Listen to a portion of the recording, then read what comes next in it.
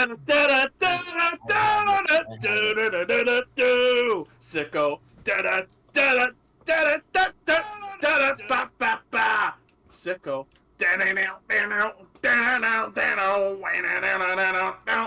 Sicko.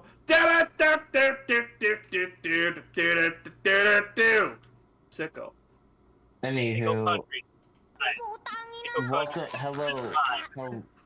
hello everyone. Welcome to the Untitled Sickos podcast, featuring a guy who lives in California and smokes weed, a guy who lives in Las Vegas and doesn't gamble, a guy who lives in Canada and isn't an enemy of the United States, and a guy who lives in Michigan who is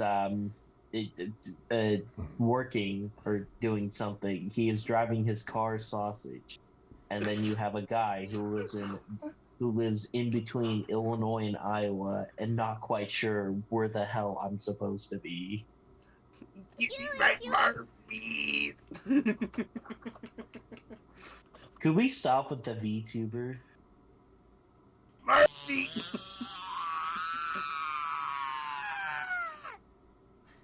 I think that's a no. I already have a headache. This is making it worse. Is real! Can we get much higher? I'm going to.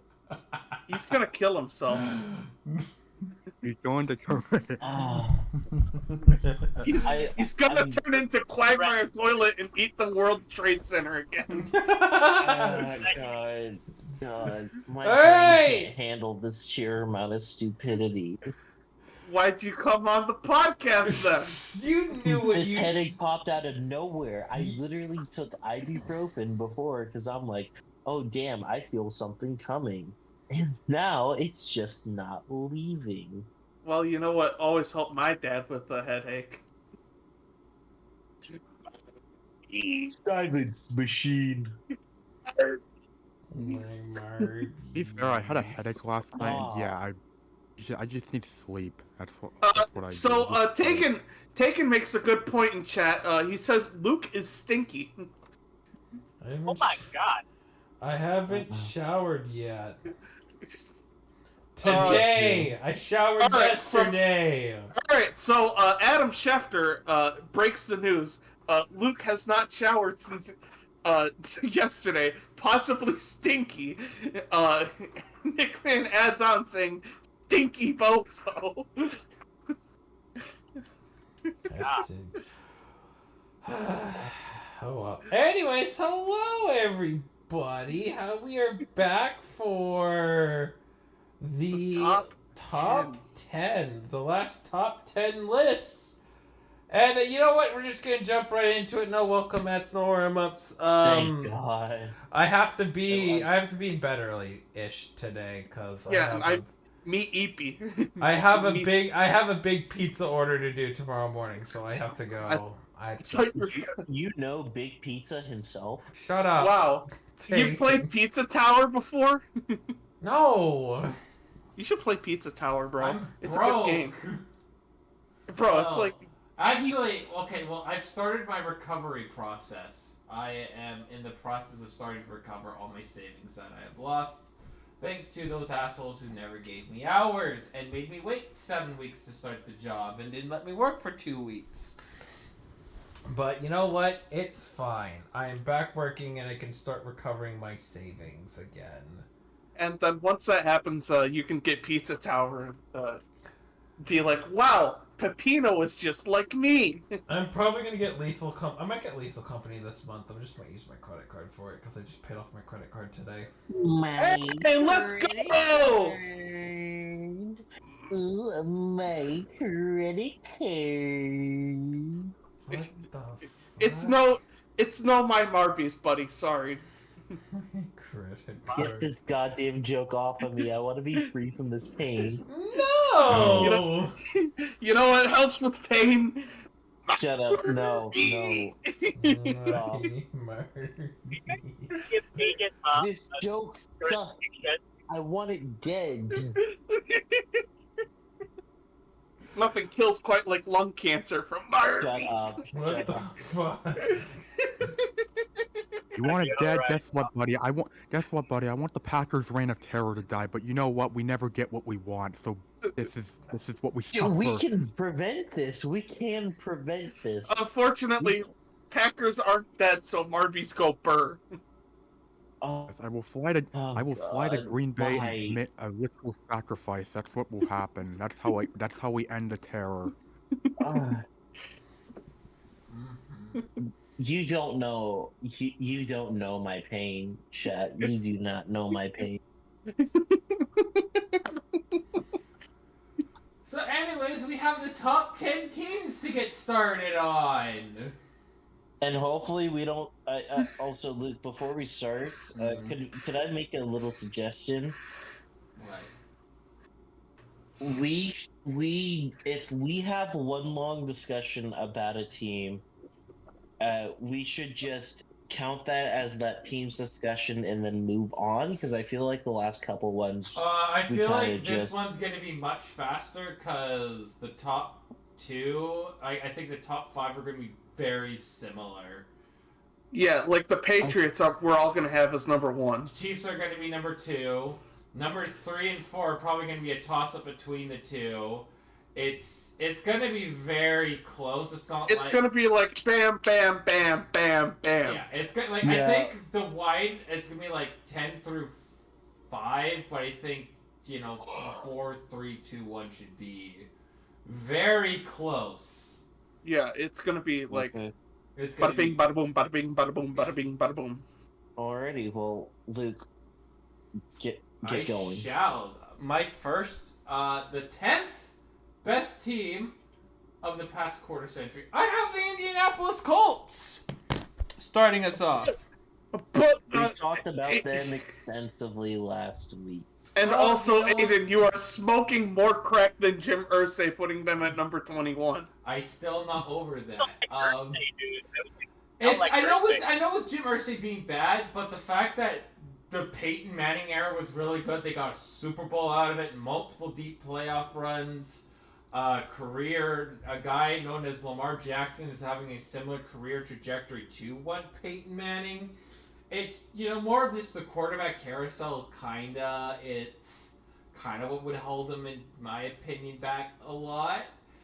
But they might have somebody in Anthony Richardson. But the Colts have traditionally been a good team. I agree. And by the way, I love me an Indianapolis Colts quarterback named Lamar Jackson. Yeah.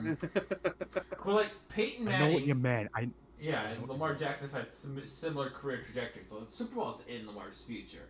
But I think the Colts, they're here. They're a good team. It's a good team. They're a good team. All right. Aiden. Who is Right. number 10? So should I run down the previous top 10? No. No, we're we- just you don't have jumping to- into it. We're just jumping into it. Let's just All jump right. into it. I'm gonna say 2 words. Who dat? That's all it's saying. So on one hand, they do have a Super Bowl. Yep. The Saints have a Super Bowl. At the same time, I just feel like they could have done a lot more. Like the Sean Payton, Drew Brees era, they had juice for at least 1 or 2 more Super Bowls. And of course, y'all know how they got screwed over by ref ball against the Rams. Fuck that It team, was by the way. deserved.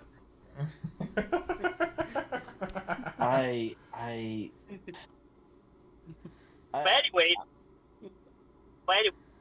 it's kind of refreshing to see the Saints. For long-time Saints fans, it was refreshing for them to see a team that was once known as the joke of the entire NFL. Probably not as big of a joke as like the Bucks or Browns, but they were a joke before the current millennium. And seeing how Breeze and company elevated the Saints to respectability, it's great. And all And it took I was just- one of the worst bounty scandals in the United States. How heartwarming. I'll say this. Let me That's say my this. There's a mentality. reason. Add on to Aiden. There's a reason they were called the Aints. Yep. One thing I will say, they are thanking every single holy deity that they can think of, because the salary cap going up by $30 million is an actual blessing from the gods. They are sure they're still really over the cap, but honestly, if the cap only went up by 15, having your cap being only like about 40 million is a lot better than 65. Remember, guys, Taysom Hill makes more money in one game than you will in your entire lifetime. That's depressing. Taysom, start the car! So who else makes money then? All right. My turn at Alright. number 10. Aiden, did you have any closing thoughts? Or you? You know who else Taysom makes more money then? Purdy. Hold on. I'll try to do like a muscle man bit. My mom. There we go. Oh, God. Yep, that worked. All right. Number 10 for me. Number 10, as we noted, once we got to number 13 last week, all these teams have won a Super Bowl in the past 25 years, and all of them range from how many Super Bowls have you won, and also how consistent have you been. And consistency is important here, which is why some of the teams last week, like the Giants and Broncos, ranked where they were. And for this reason, for number 10, I have the LA/St. Louis Rams. They've won 2. 1-2, but let me explain myself here. I'm going to explain why I have the Rams at number 10 and not higher. And simply put, they've won 2 Super Bowls. They're in an elite category here, having won 2 Super Bowls in the past 25 years. Obviously, 1999, stopping the Titans 1 yard short. And then 2021, the all-in push, getting Matthew Stafford, going on that excellent run, and, holding off the Bengals in the Super Bowl at your own stadium, as great as you could ask for. So why do I place the Rams below other teams? Well, simply put, number 1. Fisher. Yeah, Jeff Fisher's part of it, but not the biggest reason. Number 1, whenever the Rams are not a, Rams really lose so much points here just because of how god-awful they were in the late 2000s, early 2010s. And it wasn't just like, it was a bad stretch for a football team. It's like, this was one of the worst stretches of football, like, the sport has ever seen. Like, after those great years, after the greatest show on turf fell off, you had 2007 where you went 3-13, 2008 2-14, and of course 2009 where they went 1-15. Like, that was a consistent 3-year stretch of just god-awful football, and it really defined what the Rams had become for the longest time until they got Sean McVay, and rest was history from right there. Now, the other reason I put the Rams lower is, simply put, I did feel like kind of just deducting them a bit for the fact that they completely fucked over the city of St. Louis. I felt like taking some points away from them for that, just because the Rams have had such great highs in the past 25 years, but they've also had very bad lows, and I feel like number 10 is just a fitting ranking for them, because Rams have been an inconsistent franchise. Like, when they're at their best, they're a top-tier franchise. When they're at their worst, they're a bottom-tier franchise, and there's really not been any middle. There's been nothing in the middle for me to say otherwise. Because, even during, the Jeff Fisher years when the Rams were the epitome of 7-9, it would obviously get completely overshadowed by the fact that Stan Kroenke wanted to, fuck St. Louis in the ass. Let's just say that. And also, it was a really fuck-ass way to go 7-9, because they would always, have a shit start and then somehow win out to the end to finish 7-9. Yeah, but the Rams would be, during that time, they would be a team where it's like, they could honestly, there were times where they would upset great teams and then lose to really shitty teams at the same time.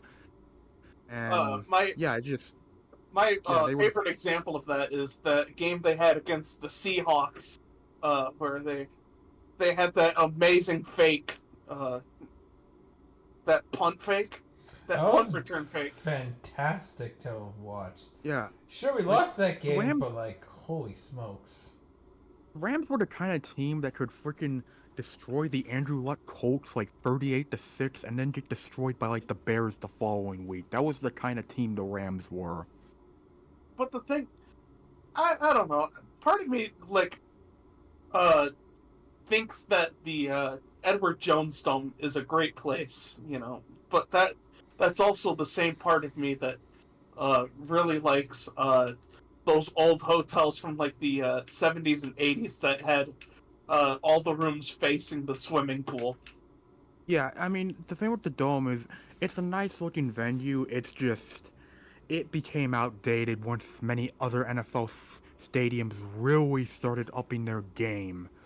And yeah, just, especially with its capacity, it felt doomed to fail after a while, unfortunately. Right. It makes sense as the Battlehawks home, though. Yeah, it does. Absolutely. Caw-caw, baby, caw-caw. Anyway,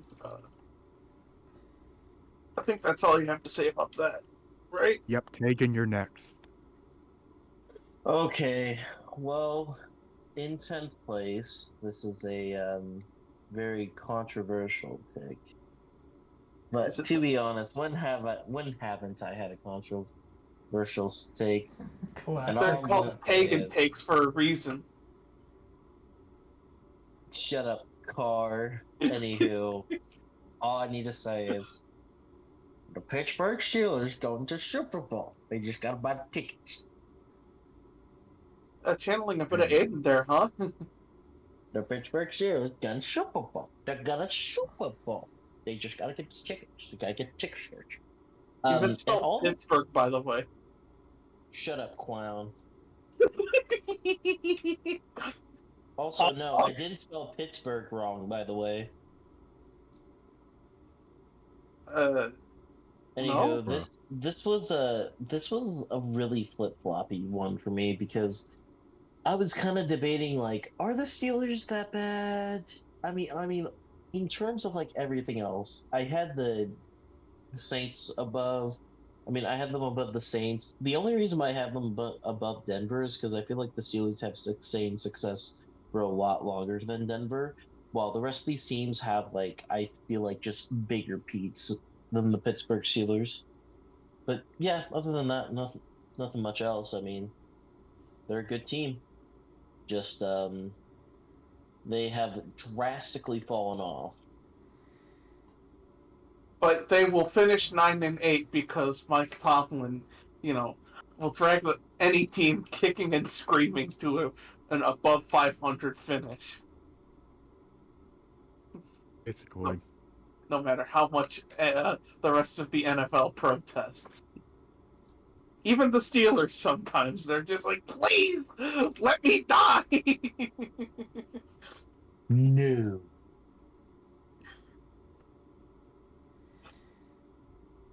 Steelers. What did Ozza have for 5? I thought you had the list, and we're also at number 10. 10, yeah. Who did Ozza pick at 10? I thought you guys had it. I said, do You have the list. You have the list, motherfucker! I had 10. I had 19 through 11. What the fuck?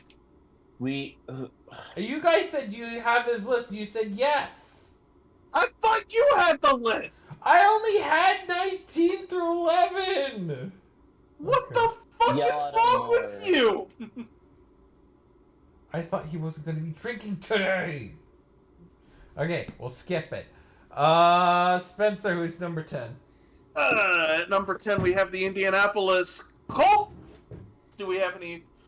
I don't have any more to say about them other than Indiana almost tried to ban the use of bus lanes in Indianapolis, but thankfully that bill died, which that's kind of embarrassing. And also, Grand Rapids' bus system has only 100 riders less per day than Indianapolis, a city which has 5 times the population. Congratulations on being the one more lane bro city. It's a proud honor. Fuck you and enjoy your Super Bowl. Alright. Beep, beep, beep. This just in from Nerdbot. In 10th place, we have the Dallas Cowboys. Ugh. Ugh. Ugh. Ugh. Ugh. Feel dirty. Nerdbot is paid by ESPN. Ooh. Ooh. Ooh. Alright. At number 9. Number 9. Nick, you have convinced me. I had them at 5. But I'm going to drop them to 9. It's the LA Rams. They ever since their account, they've had 2 very good peaks. The greatest show on turf and Sean McVay. Without them, this team is probably 32nd. Realizing this, there's no way in hell I should have them in the top 5. Yes, they have won Super Bowls, and I think they'll still continue to be very successful with Sean McVay, but I'm looking at this and I'm going, but are they better than number 8? 7? 6? I gotta put them where I gotta put them.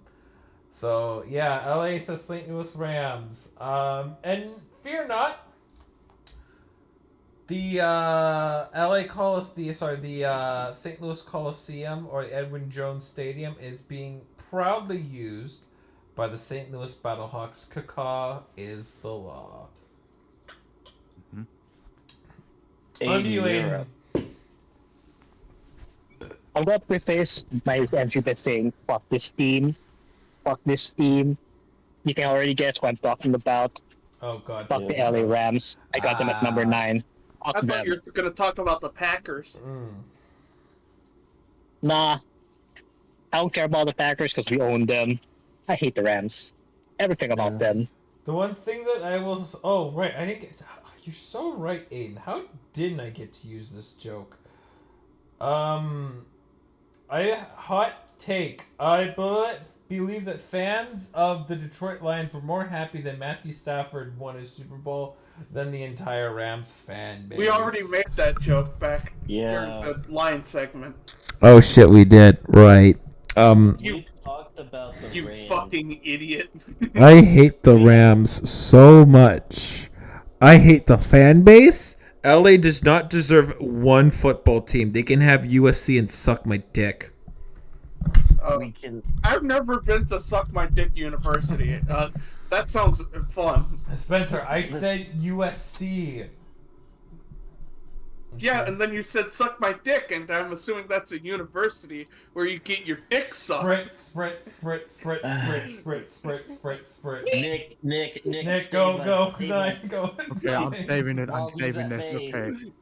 Okay. At number 9, I was considering flip-flopping this between number 9 and 8, but you know what? Number 9, for the fact that they botched a high prospect so badly, I'm gonna put the Indianapolis Colts. There it I is. think they've been described well. They've been described very well. A lot of great success. I mean, the Peyton Manning era explains itself. You got a Super Bowl, and even for as badly as you botched Andrew Luck, you still had many playoff appearances with him. Just a shame you had to kill his career like that. And hopefully, if this past season is anything to tell, the Colts should have a much brighter future than I think anyone was anticipating them to have before this past season, because, yeah, the reason I think the Colts have kind of gotten held back is because you do kind of have a crackhead as your owner. The one thing I do want to add, though, is the biggest thing for Anthony Richardson in the future is his quarterback IQ. When and where can I run the ball out of pocket? When's the right time to break down? Because you have to protect yourself. Because it's the one thing that Trey Lance didn't do. He couldn't protect himself as a ball carrier when you're the quarterback, and he got trucked multiple times. You gotta get over that hump, because if he cannot get over that hump and he plays another injury-riddled season, I don't think he will turn out well in Indianapolis. He has to protect himself for his sake. Alrighty. Shout out to Shane Steichen for developing him into a quarterback, though. He's got a great arm, too. Yeah, and shout out to him for making Gardner Minshew look like an elite backup slash pretty good starter. Shane Steichen's going to be an excellent coach. That's your formula for success in the NFL. Can you develop a quarterback? Yes or no? If you cannot, you'll go straight back to the coordinator ranks. And unfortunately to Mr. Robert Saleh, that's where he will be next. All right, Tegan, who you got next?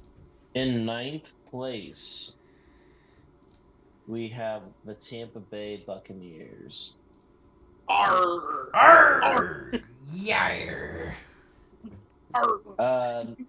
There's not really much to say about this team except if the Rams are Coke, then the Tampa Bay Buccaneers are Diet Coke. Arr! If the LA Rams are Fox News, then the Tampa Bay Buccaneers are Newsmax. Arr! That's all I have to say. Just various pirate Spencer. noises. You are up next. I am? Spencer, Okay. Yes. Who do I have next? Who's all right. number 9? At number 9, I have the Seattle Seahawks. You're high. What the hell? Well, they only won one ring. Yeah, I guess you're right. We've only have won one ring. Yeah, they They could have won could've had- 2 if it weren't for Darryl Bevel being a dumbass. No, if it weren't for the refs being awful in Super Bowl 40. Thank you, Spencer. I will Nah, never let that. No, I'm never letting that go. The refs in that Super Bowl were horrid. Ben was short 1 yard. That was not pass interference. I am livid about that Super Bowl. Do you know Yeah, what? me Super too. Bowl? Do you know And what? Sorry, I'll let you finish, Spencer. And you know why I rooted for the Seahawks in that game? Because I was drinking green Gatorade, and I noticed the green on the Seahawks before. So I was like, okay, go Seahawks! Damn. All right. What is the nerd bot say? I'll have a lot to say about the Seahawks when I put them on the list. The nerd bot chimes in. Actually, in 9th place we have the New Orleans Saints. Boo! Okay. All right. Number 8. It could be worse. I'll let you finish. Could be worse. I mean, the fact that the Dallas Cowboys got into the top 10 should say that much about Nerdbot. It deserves every swirly I'm going to give it after the podcast. Quit giving it swirlies. I can't stand it. It deserves it. Alright. So at my number 8, I'm putting the Tampa Bay Buccaneers. I am genuinely surprised that they've won 2 Super Bowls, because akin to the Rams, they've had a lot of really good. I was keep in mind, like the John Gruden era to me lasted longer than the Greatest Show on Turf. Like John Gruden was a very good coach for the Buccaneers, and when the Buccaneers I felt like first, maybe secondly-ish, first for a while, they were truly a very good football team, and then the whole, again, they get the culture is so damn good guy to completely torch their whole reputation, destroyed a very strong competitive team, and the middle arc, with the arcs having who the hell came before Jameis Winston? You guys, Josh guys Freeman. Mike Glennon. Josh Freeman, sorry, there you go. Josh Freeman. Oh boy.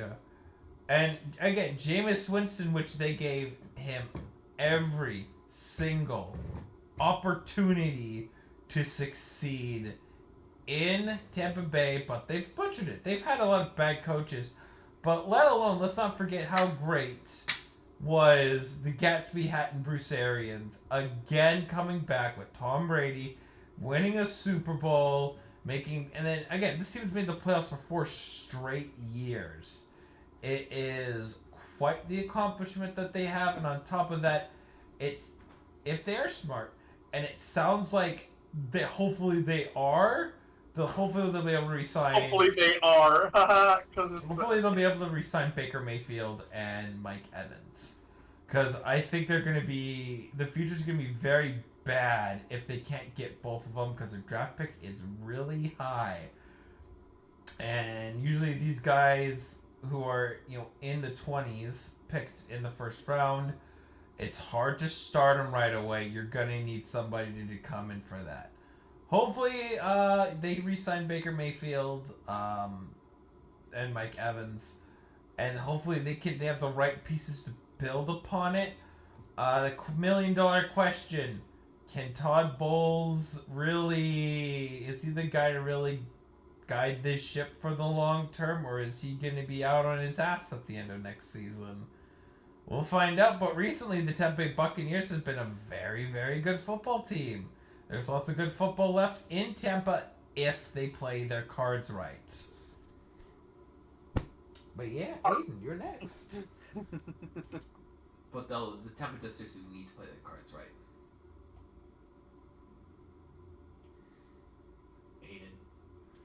Aiden. Aiden. Aiden. Aiden. Aiden. Aiden. Bye-bye. Aiden, please. Aiden, please, we have a podcast to do. Oh no, guys. Aiden's dead. No. God, no. I'm not fucking dead, y'all. I am not He's fucking alive. dead. It's alive! It's alive! Oh my god. You guys are absolute child. Thank you. I'm autistic, you ass. Shut up, whiner. Okay, guys, listen up. I ranked this team at number 8 for 2 reasons. They've had consistent success, they've won the Super Bowl, and I've ranked them at 8 just because I hate the Rams. EAGLES. Eagles at 8th. So, they've had some eras of success. First up, we have the McNabb era with Andy Reid and Donovan McNabb, and for a while, T.O. A shame the team couldn't win the Super Bowl. They just ran to Tom Brady, and, they've been relatively successful. It's just that, yeah, they've gotten fucked over by facing Tom Brady. Yeah, Then it came wasn't just in- Tom Brady. Yeah, and then there was a time when they declined, tried a dream team, didn't work out too well. Then they had the Chip Kelly era, which, if I mention in Philadelphia, I'm gonna get beaten up. And then it's more accurately known as the Howie Roseman era, because they've had 2 coaches, Doug Peterson and Nick Sirianni, but same guy on top, Howie Roseman.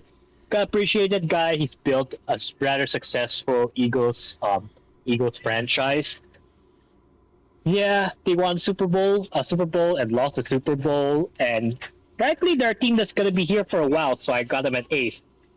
And spoiler alert, I'm gonna be very biased in the future. Just wait first. Just wait up. Oh, really? You? Biased? No way. All right, Nick Man, what are your thoughts? Who's numero 8, my guy? Yes, at number 8. I was considering possibly putting them at number 9, but I didn't want 2 teams that have won 2 Super Bowls in the past 25 years to be back-to-back. So, at number 8, I have the Tampa Bay Buccaneers. And to quickly sum it up, very similar to what I said about the Rams. Their highs are very high, and their lows are extremely low. You just look at it after John Gruden got fired after 2008. I mean, it can be understandable. He did kind of wear out his welcome by that point, but at the same time, Buck's replacements were not great. I mean, Raheem Morris was just way too rushed. He was far too. He just wasn't ready for the coaching opportunity, and yeah, it kind of showed with the results. Then you had the disaster that was Greg Schiano, which Oh, yeah, that was bad. That was really fucking bad. I even argue that's a coaching tenure that doesn't get talked about enough for how bad it was. Like that was a really bad yeah. That coaching tenure right there. that deserves the SpongeBob sound bite of oh brother, this guy stinks. Yeah. Then you had Lovey Smith, which yeah didn't go to plan unfortunately for someone who enjoys Lovey. Then you had uh okay I'm gonna butcher this last name, but Dirk Cutter, Coulter. Cotter. Cutter. Yeah, Cotter. Yeah. Cutter. Yeah, that's another coaching tenure that didn't go to plan for Tampa.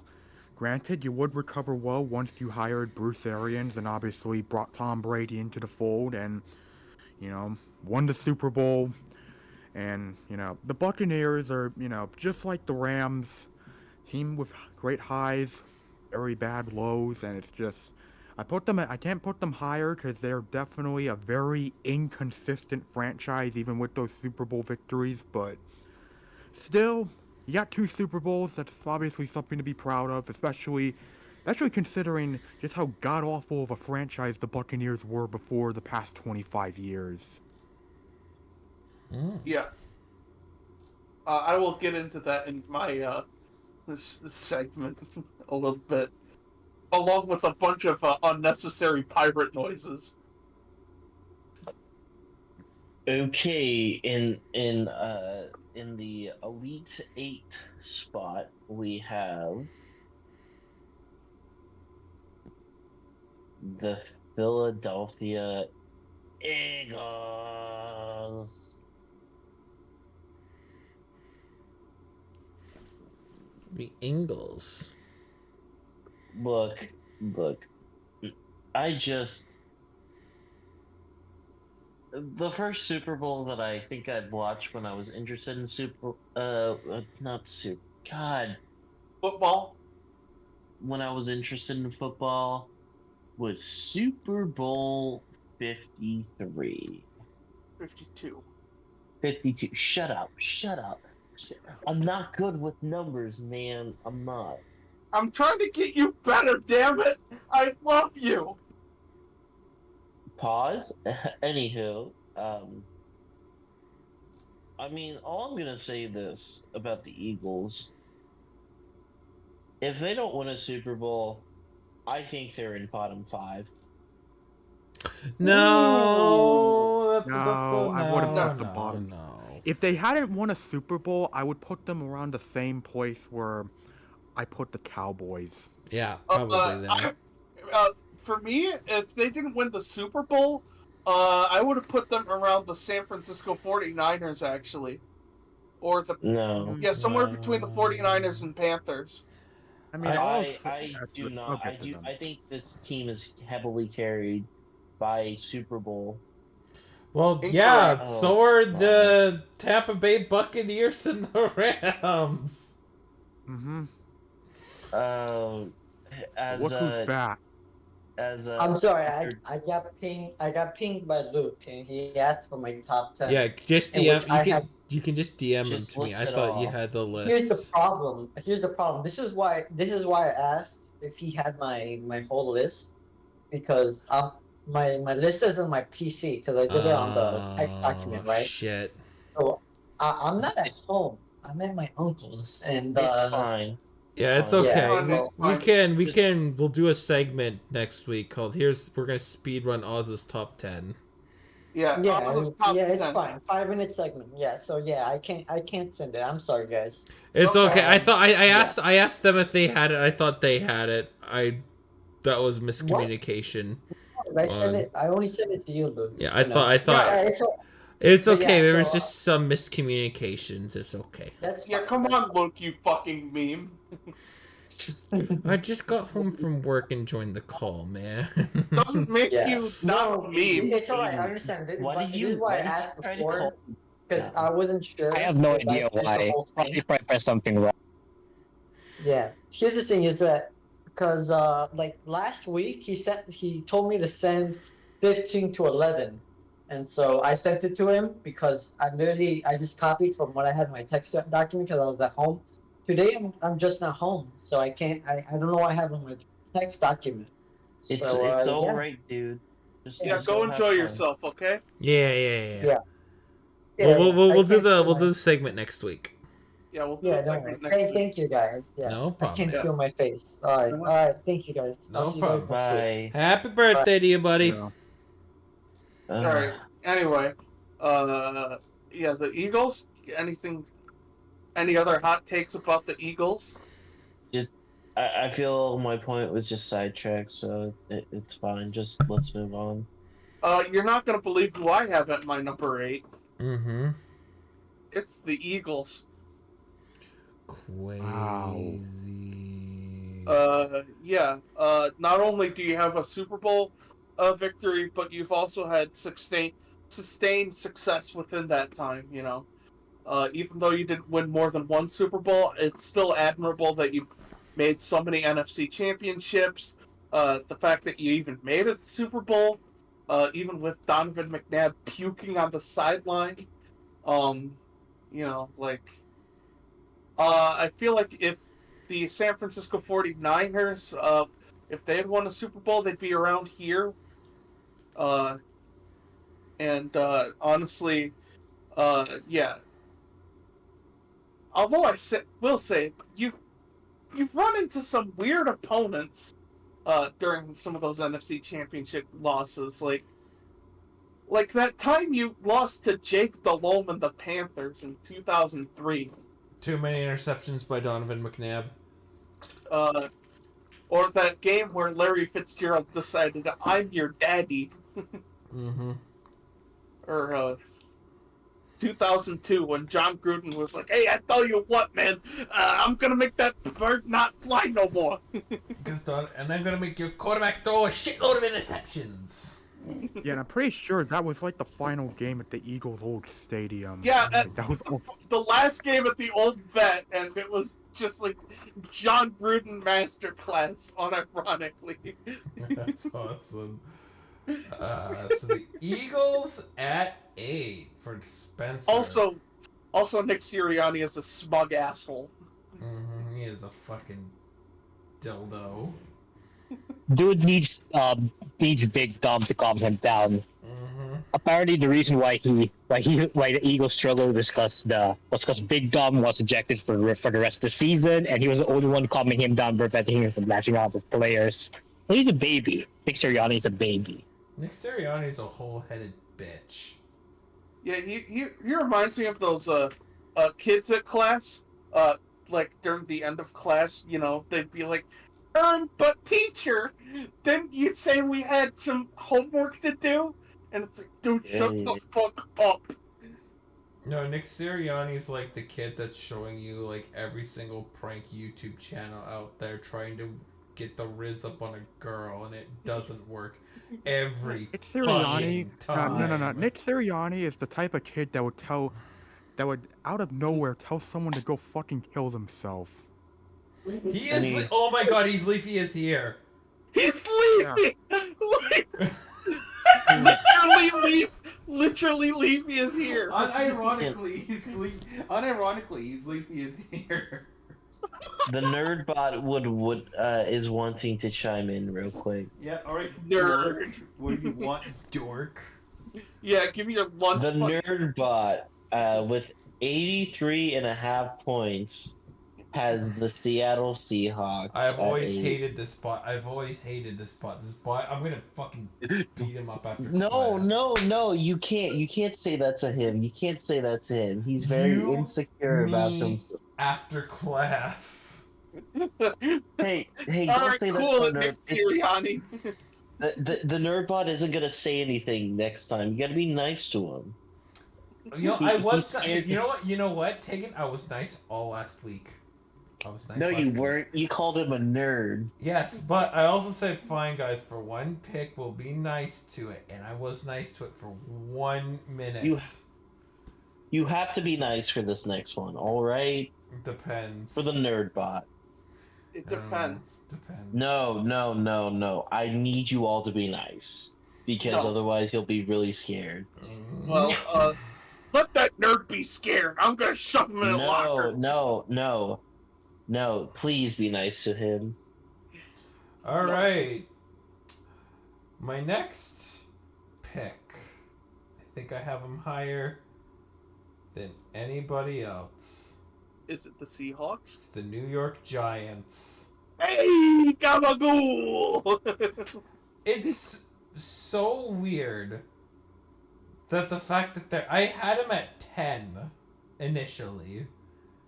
And then I'm like, I gotta move some of these down. They've won 2 Super Bowls. My bias is gonna look organized. And there's only 2 teams above them that have only won once. They've only won it once. There's only 2 teams above them, right? But the thing that's so weird is the Giants have weirdly been successful. They've made it to 3 Super Bowls in the past 25 years. That's weird. They've had legendary players. They've had the derpiest derp that have ever derped their team. They've derped their way into Super Bowls. But the one thing they really just haven't done is just gone on a long period of success. It's just been more blemishes. Really. It's been more weird blemishes. I always enjoy watching the Giants play football year in, year out.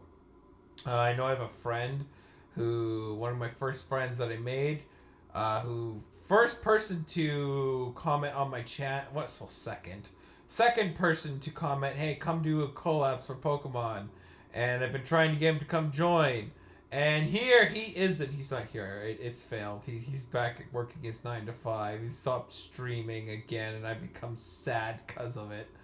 But the Giants, I mean, they are in a very weird spot, and if we were to do this 15 years from now and they're still the derp, this team's the bottom 5.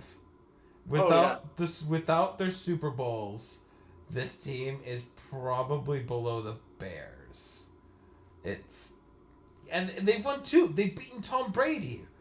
It's so weird, the fact that this is the team that stopped. They were a 6th seed too, I believe, right? Yes, they were the only. No, they were a 5 seed. 5 seed? I thought they were 9 and 7. No, that was the 2011 year where they were the 4 seed. A 9 and 7. Were they 10 and 6? 10 and 6, or were they? For the 5 seed, yeah. Yeah, 10 and 6. It's so weird because usually, like the way how we've seen 5th seed teams, I think they're can be a nuisance, but usually they're a team that has to play against the best team in that in the conference, and it's a hard task to do on the road, and the Giants have been able to do it. So they've accomplished a lot of success, but you kind of wish that there was more from this era, to be honest. For the record, you do not have the Giants the highest. No, I said that there's 2 teams that I have higher. Oh. I did not say I had them at the highest. I had 2 teams that have only 1 Super Bowl that are above them. But, again, no long sustained period of success, really. And that's why they are at 7. So that's why they're at 7. Aiden, who's your 7th best? Okay. Bias warning. If this team managed to win a Super Bowl, they'd be at 3rd, maybe even 2nd. No, Aiden, do not tell me that if the Niners won a Super Bowl, they are better and more successful than the Chiefs, who have the next Tom Brady, and the Patriots. Okay, no. Probably not number 2, but maybe number 3. They'd be number 3 if they won. No, Ravens. No, you're not having them over the Ravens. You are high. Okay, listen up. Every time this team goes to the playoffs, they almost always advance pretty far. Well, they just get fucked over. They just get fucked over every time they have this chance. Listen up. Give me a personal message when this dude is done beating off. What the fuck? Wait, what? What? Listen up. if they ran the ball instead of trying a fade route in fourth down, they would have been the Ravens. If they had, I'll admit, Super Bowl 54 was kind of like Mahomes time to shine. But the recent Super Bowl, if they had just protected Purdy a bit more and played better defense and stopped Mahomes in the run, this is a team that is one play or one fuck up away from having a Super Bowl. It's a team that whenever they go in the playoffs, they go far. It's a team that's capable of stockpiling lots of talent and finding great talents from out of nowhere. It's just that there are times when the owner would meddle, but thankfully he stopped that. And like I said, this team gets fucked over by the football gods a lot. So Niners at 7, fight me. Okay. Well, I kind of already trash talked the Niners last week.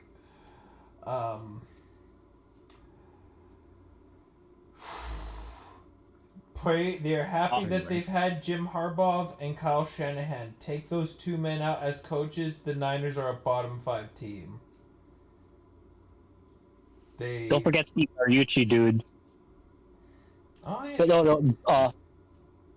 Don't forget Mariucci. Before he was a coach until like 2002 or 2003. You're happy that your mega douche owner has finally realized that he needs to just sign the check and piss off. You're happy. All right, Nick, who's number 7? Yes, number 7, I have the Philadelphia Eagles. The thing with the Eagles, just to give my thoughts, very consistent franchise. Shut the fuck up. Shut. They have a Super Bowl. Very consistent franchise. Sometimes they can get in their own way too many times, but still, very well-run franchise, and they're well-deserving of number 7. Very nice. Tegan, who is your number 7? LA Rams. Huh? What? Oh, the Rams. We've talked about we've talked about the Rams so much that I feel like it's only fitting that I just sum them up in one word. I can sum it up in 3 words. Overrated. I can agree with that. Moving on. Spencer, who's your number 7? All right, the Tampa Bay Buccaneers. Arr! Tampa Bay. Arr! No. You are not falling asleep to my fucking ASMR pirate sound. Alright, Tegan, what has your analytic bot say? Thank you.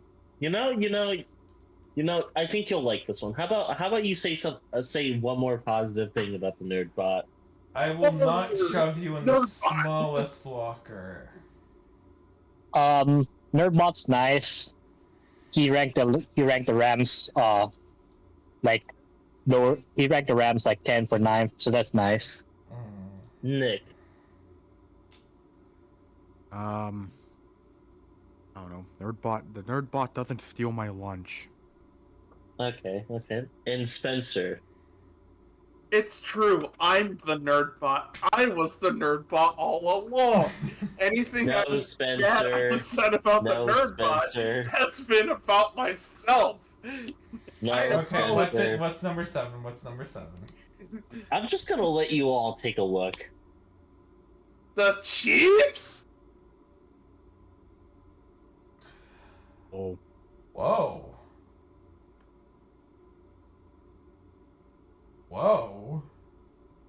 Oh. I mean, Nerdbot has spoken. Hey, nerd, get back in the fucking locker. Yep, straight into the... Alrighty then, okay! If you want a comparison, I'll say this. Denver,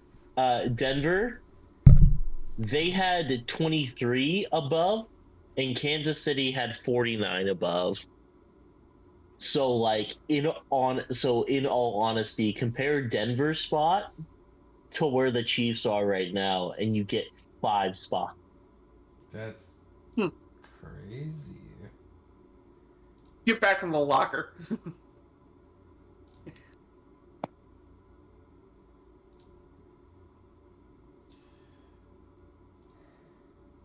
I think Luke's still flabbergasted. Hold up. I'm trying to spell words right, so at least my autocorrect can fucking pick it up. But yeah, Tampa Bay Buccaneers are. Say ARG one more time. Alright. At number 6, Arr! I have the Philadelphia Eagles. Tegan, please stop. Tegan, please. Alright. Arg. Only thing I like. The weird thing is, like, I want to talk a little about the Chip Kelly era. Reason number 1,410,000 why college strategies doesn't work in the NFL. Don't get me wrong. I like the idea of a hyper quick pace offense and ability to score extremely quickly. I found that Chip, like, just watching Philadelphia Eagle games with during the Chip Kelly era were very entertaining. How many signals they had to disguise and all of that. I found it very entertaining, but you need to go through a very methodical, time-consuming based offense in the NFL. Those are the ones that win games, not hyper offense. So, You know who would have done really well in that offense? Kirk Cousins. Maybe. But yeah, Eagles, they're number 6. Hey, guys, I got some breaking news to report. What? Matt Chapman has signed a deal with the San Francisco Giants. Oh, nice. Nice. Congratulations, Aiden. Yeah, Aiden, where are you to accept the award? Oh no, he died again. Oh no, Aiden, who's your number 6? I know who his number 6 is, but who is your number 6? Wait, I can scroll up and find his number 6. I know who it is. It's the Seahawks.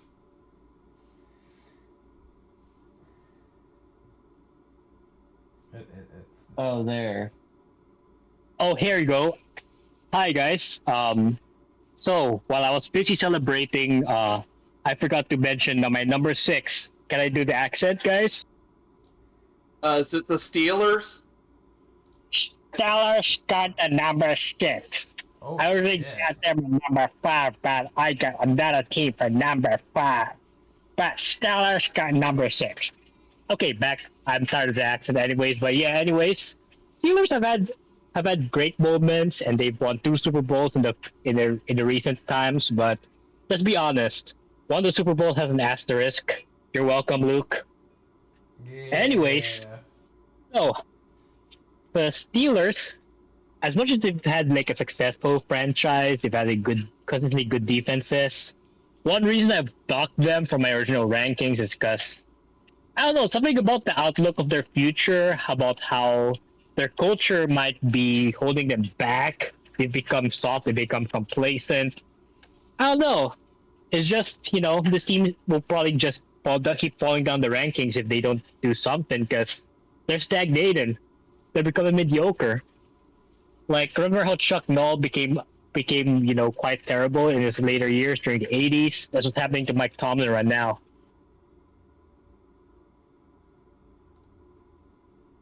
Hello? Yeah. Yeah. Yeah. we're still We're here. listening. We're listening. Yeah, we just wanted to let you have the floor, as it were. Alrighty. But here's the thing. I'm not doing the Stella act. I'm not doing the interaction till much later. Because NFL Alright, season settle shall down there, cowboy. He's their cowboy. Thank you, Squidward. Yeah, cowboy Squidward. That's what you sound like when you're doing that. So, I tell you, time Parker, there ain't enough room in this town for the both of us. Especially not you, SpongeBob. All right, I'll go for number 6. Set for my number 6 on the best franchises of the past 25 years in the NFL. I get the feeling someone's gonna have an interesting reaction to this, but at number 6, I have the Seattle Seahawks. I had the Seahawks initially at 6, but then I had the Rams at 5. But then I'm like, wait a minute, the Rams have been garbage outside of Sean McVay, so I had to bump him down to a 9 that pushed Seattle up a spot. More like Yeah, Steve's. I'm not gonna lie when I say that when I started doing this, I was expecting to put the Seahawks in the top 10, though I wasn't expecting them to put them at number 6. However, the more I looked at their the more I looked at their success in the 21st century, I remember that, damn, this team was, for as great as the Pete Carroll era was, and can't forget the fact that this team was also very successful in the 2000s, especially, making the Super Bowl. Obviously the controversy with the Steelers, all I can say about that is really should have paid the refs more. That's all I can really say about that. Should have paid them more. Skill issue. Yeah. But yeah, they were a very consistent team in the 2000s, and obviously had some rough years in 2008 and 2009, but got Pete Carroll, got guys like Marshawn Lynch, Beastquake explains for itself. And then you get Russell Wilson, and then you get the, one of the greatest defenses, in NFL history, and obviously that leads to the eventual Super Bowl in 2013, where you crushed the Denver Broncos, leading to a stunning dominant performance in a game that was often considered a very anticipated game up to that point, which ended up being an absolute blowout. But still the Seahawks' greatest moment right there. And yeah, I mean, the Seahawks, they have been a very well-run organization. Thanks to Paul Allen. Since Paul Allen took over, he really cared about this team. He really brought them into a massive competitive spotlight. And my mom really likes the action green jerseys for some reason. Beautiful. Why? Beautiful. Why does she like that baby shit green? I mean, but to sum it up with the Seahawks, very well-run franchise, very consistently good franchise, and yeah, I mean, even if they can be quiet at times, they've always been, at least in the past 25 years, they've always been up there in terms of, being a very competitive football team, and if at the minimum they're doing that, then there's a good chance they're in the playoffs or very well competing for a Super Bowl. So, yeah, shout out to the Seahawks for being at number 6. And I think it's going to be interesting to see what they do at quarterback post Geno Smith. Everyone knows what I'm hoping for, but we'll see how the thing breaks down. Yeah, we all know. Everybody knows that you're hoping for a huge Teddy Bridgewater signing. He's gonna be a coach, though. Hey, Nathan Peterman's available. Yeah. That's true! Or you could try getting Jameis Winston from the Saints. Also true. Or you get Freddie Five Bear, and he could be on the side in the huddle like R. Tegan, who is your number 6? We've talked about them so much. The Colts. I mean, you won Super Bowls, you had Peyton Manning, you had Andrew Luck, and organization still keeps on rolling, going into a good direction. They're a good team. Don't really have much else to say. The only thing that I could really add that's new is Anthony Richardson.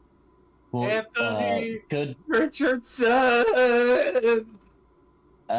He might be Cam Newton 2.0. If his arm talent stays consistent, absolutely. Like, the one thing I'm really most impressed with Nick Sirianni has done is developed his arm.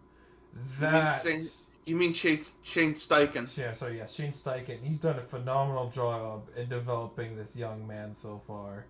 He is. I keep it up, because if he continues to focus on his arm talents, this guy is going to be a threat for a while, and it's going to show what teams need to do when developing a raw prospect. You have to give him the best.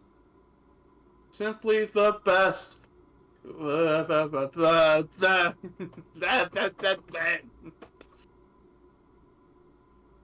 Sorry.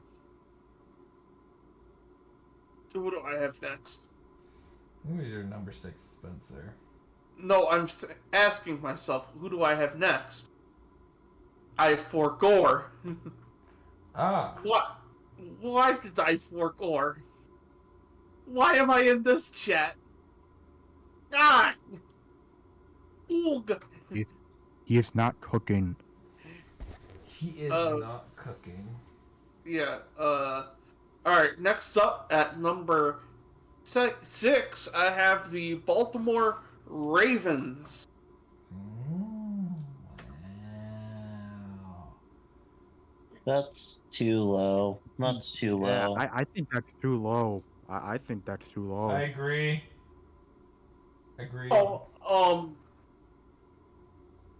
To me, what you guys are saying about the Rams and the Buccaneers, But like for me, that's my feeling about the. But the Ravens have only been bad for like 4 years, whereas they've been bad for like 15.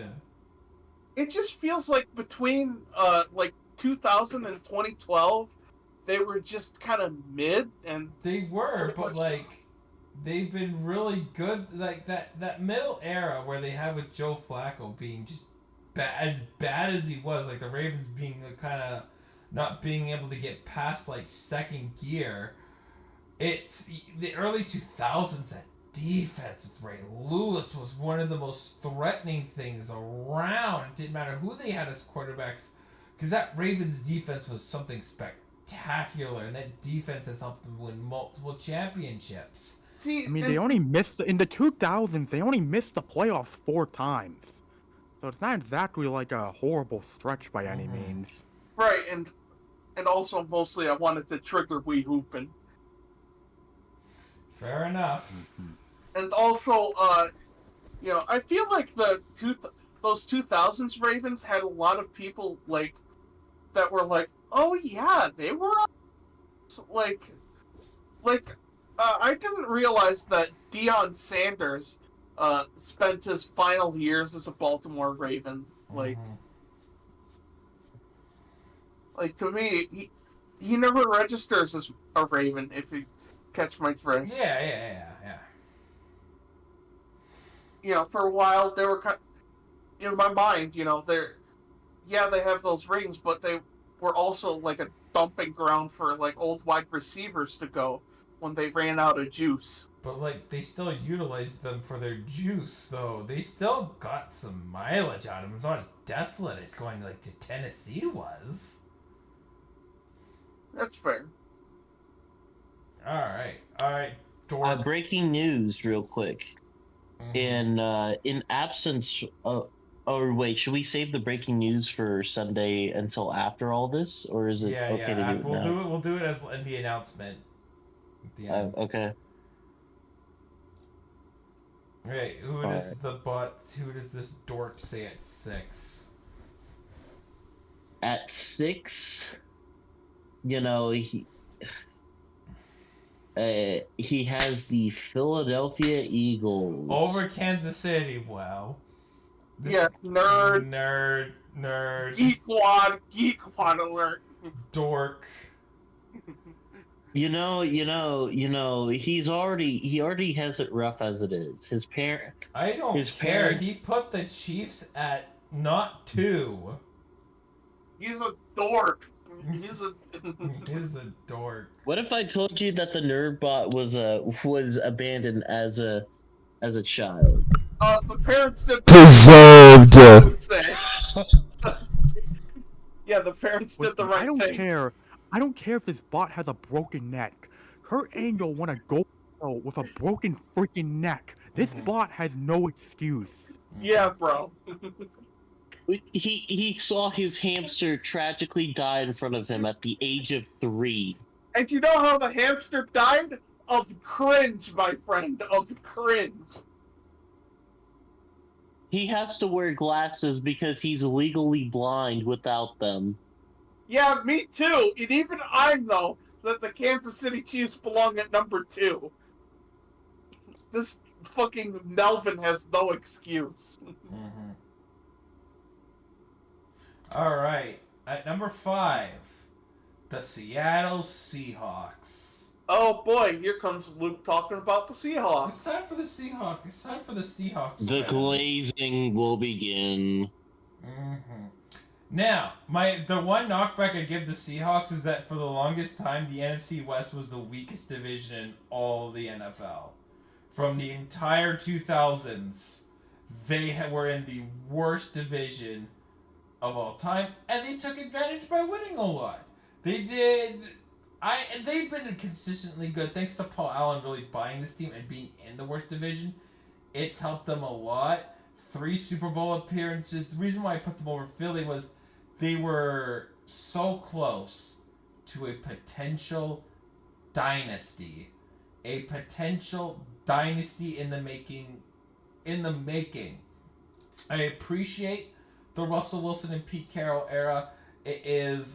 Will probably go down as many Seahawks' favorite eras because it's when a lot of them really became fans. But before then, with them at halfback, Sean Taylor, Bobby Ingram, like the Anthony Stevens, Walter Jones, Lofa Tatupu, Jordan Babineau, like that. Sean Alexander. I said Sean Alexander.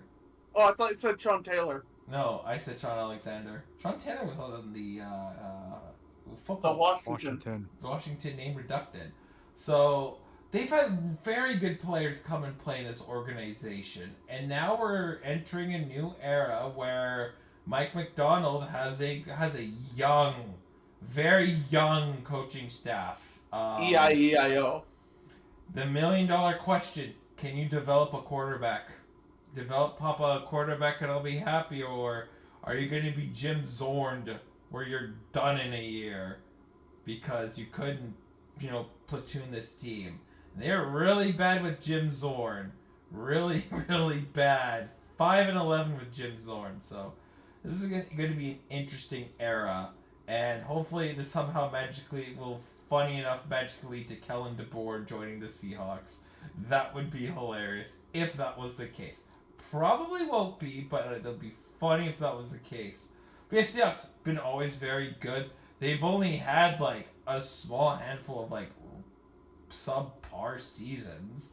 They've consistently been a playoff team for the majority of the century. But the refs and shoulda ran it. Shoulda ran it, Pete. That will forever be the mark on this team. This team would be easily number 3 if they simply had just ran it in. They'd be at 3. But go Hawks. I love my Hawks. I can't wait to see what the future holds for this team. Alright. Aiden, who is number 5. Luke, you're gonna like this. Yeah. You're gonna love this, actually. I got the Seahawks at number 5. Hells yeah. See, I told you guys I'm not always biased. Although, to be fair, I do have a soft spot for the Seahawks. They're still a rival, but I have a soft spot for them. Except, I like them more than the rest of the teams in our division. It's basically, I like the Niners, obviously. I have a soft spot for the Cardinals. I have a soft spot for the Seahawks. I just fucking hate the Rams. Fuck the Rams. They don't have a fan base. Fuck them. I hope they never win another Super Bowl ever again. I hope all their best players get traded to other. I hope the best players get traded to Seattle or San Francisco. I hope they become the butt of the NFC West for the rest of the year. The only credit that the Rams get is the fact that Stan Kroenke funded his entire stadium without taxpayer money. He That's the actually only did credit that. I have. That's your only credit that I will give the Rams. Well, I like Puka Nakua. You do like Puka. Anyways, Nick, who's... Well, I wish Puka was a Seahawk instead of a Ram. Or a Viking. I wish Puka Nakua was a Viking. I wish Sean McVay would have retired this last offseason. That would have been great. Puka would have been excess goods on Minnesota, I think. Mm-hmm. Alright, a Raven. I wish Puka was a Raven. I wish Puka was a Colts. Alright. Okay, anyway, I think it's time for me to give some thoughts at number 5, because, yes, I know this team has won one Super Bowl in the past 25 years, but having to experience how consistently good this football team has been, having to suffer from their arrogance, having to suffer from knowing damn well that they own this franchise, number 5, it is the Green Bay Packers. Oh. Wow, I didn't have them that high. Oh. Good God. No, he's right. He's right. Nick is absolutely right. I know. I understand why some people would rank him lower, because you've had Brett Favre and Rodgers and Jordan Love. Let's see how great he does. But regarding Favre and Rodgers, you had them back to back, and in those eras, you won 2 Super Bowls. And everyone agrees they should have won more. And regarding our time frame past 25 years, they've won 1 Super Bowl with Aaron Rodgers in 2010. And obviously, there is some disappointment because, well, you have 2 of the greatest quarterbacks to play the game, and you've won just 2 combined Super Bowls. However, they still won a Super Bowl. And they're still consistently very fucking good. And this is the Green Bay Packers we are talking about here. So having to be a fan of a division rival and seeing them just about every year of my life, seeing this team own the division has been anything but fun. And you just look at the Packers, you look at their timeline, they had still very consistently good in the early 2000s. Granted, they weren't making it to Super Bowls, and they did have that 2-year stretch where Favre looked really cooked. But obviously, 2007, they had that 13-3 season where we're very close to making it to Super Bowl again, but thankfully Brett Favre had a Brett Favre moment, and that didn't happen. But of course, we wouldn't be talking about them this high if it wasn't for the fact that they got Aaron Rodgers right afterwards, and 2010 explains for itself. You make 10-6. You're the 6th seed. Like, you're the 6th seed and you make the Super Bowl and you win it. It's like, damn, that really does suck if you're a division rival. And granted, I know how it turned out for them in the playoffs the following year, but the fact that they won the Super Bowl at 10-6, then the following year went 15-1 and had one of the greatest offenses in NFL history was certainly an experience to behold. And don't get me wrong, that Packers team was insane to watch, but at the same time, if you're looking back at it as a Bears fan, you're just seeing it like, God damn, this team doesn't die. And even after all the playoff failures, one thing is consistent with the Packers, and it's going to be consistent with another team I'll talk about soon. They don't die. They refuse to go away. And they've always been this way for the longest time, except the 1980s, which every Packers fan agree, a complete and utter dark age for them, which, I mean, I'll say it again, Tree should do a video on the 1980s Packers, because that's a very interesting experience to behold. But with that being said, the point remains, the Green Bay Packers, regardless of who their head coach is, regardless of how much it seems the odds are against them, they find a way. They find a way to remain relevant and make the NFC North's life a living hell. And for that reason, the Green Bay Packers, while I have much disdain for them, they have rightfully earned their spot at number 5 on this list, and I can't deny that. Well, for the Vikings, they don't make the NFC North a living hell. The Vikings mostly do that one to themselves. Yeah, I would agree.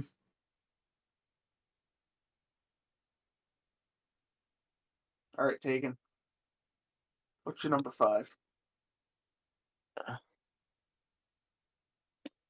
For number 5, I have the Green Bay Packers. Anywho, this is the extent I will talk about the Green Bay Packers. Moving on to Spencer. Hey, Gabagool! Forget about it. You are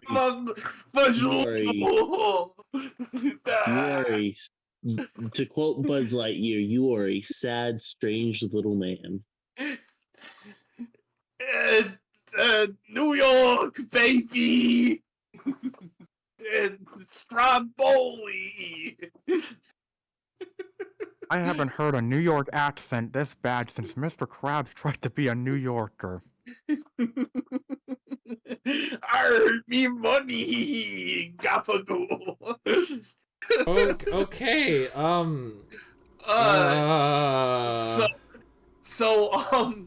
In all seriousness, though, you may be wondering, hey, why do you have the New York Giants higher than the Baltimore Ravens? Well, even though they've both been to both won 2 Super Bowls, the New York Giants have been to 1 more. Alright. That's fair enough. Alright, dork. You're gonna be called dork for the rest of the fucking stream, you dork. Tell us the stats so we can move on. Because you put the Chiefs not at 2. That's why. That's just because. I believe that math is wrong.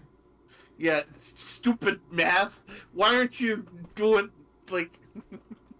You're wrong at math. Go. Hold on to your seats. Oh, no. I swear to God, if you put the Patriots... I swear to God, if I'm about to see the New England Patriots, this bot is not going to be continuing. This bot will not see the light of heaven. This bot is going to be super canceled. In 5th place, we have the Baltimore Ravens. Okay, fine. Oh, yeah, okay, you live. But give me your lunch money. Yeah, you nerd. Alright, number 4. This is tough, but at my number 4, God fucking damn it, I hate fucking spelling. Why? Autocorrect. There we go. Remember, Autocorrect. Remember, it has we have autocorrect. Alright, at 4, I have the Baltimore Ravens. Were you seriously having issues with Baltimore? Yes.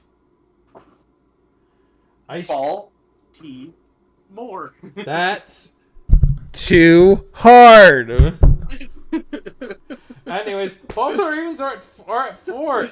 Again, great team. They've had great eras, and the biggest thing that really keeps me in the top, that keeps them so high up, Lamar Jackson's their quarterback. They've got lots of Super Bowls in their future. In the recent future. I think this Ravens team can do it. So, yeah, Ravens at 4. Yeah, that's number 4. Aiden. Alright, so number 4. I'm going to imitate so I got 3 words for you. Big Bill Health. Y'all know what video that is? Yes. Yep. Everybody's seen it, bro. It's like... So, yeah, that's my number 4, the Baltimore Ravens. Not gonna say more because I'm sure y'all have mentioned them a bit. They've been a consistent franchise. So, my only knock is that, they haven't had, well, until Flacco and arguably until Lamar, they haven't had a star quarterback. And by me on Flacco, he was consistent, but not exactly a star.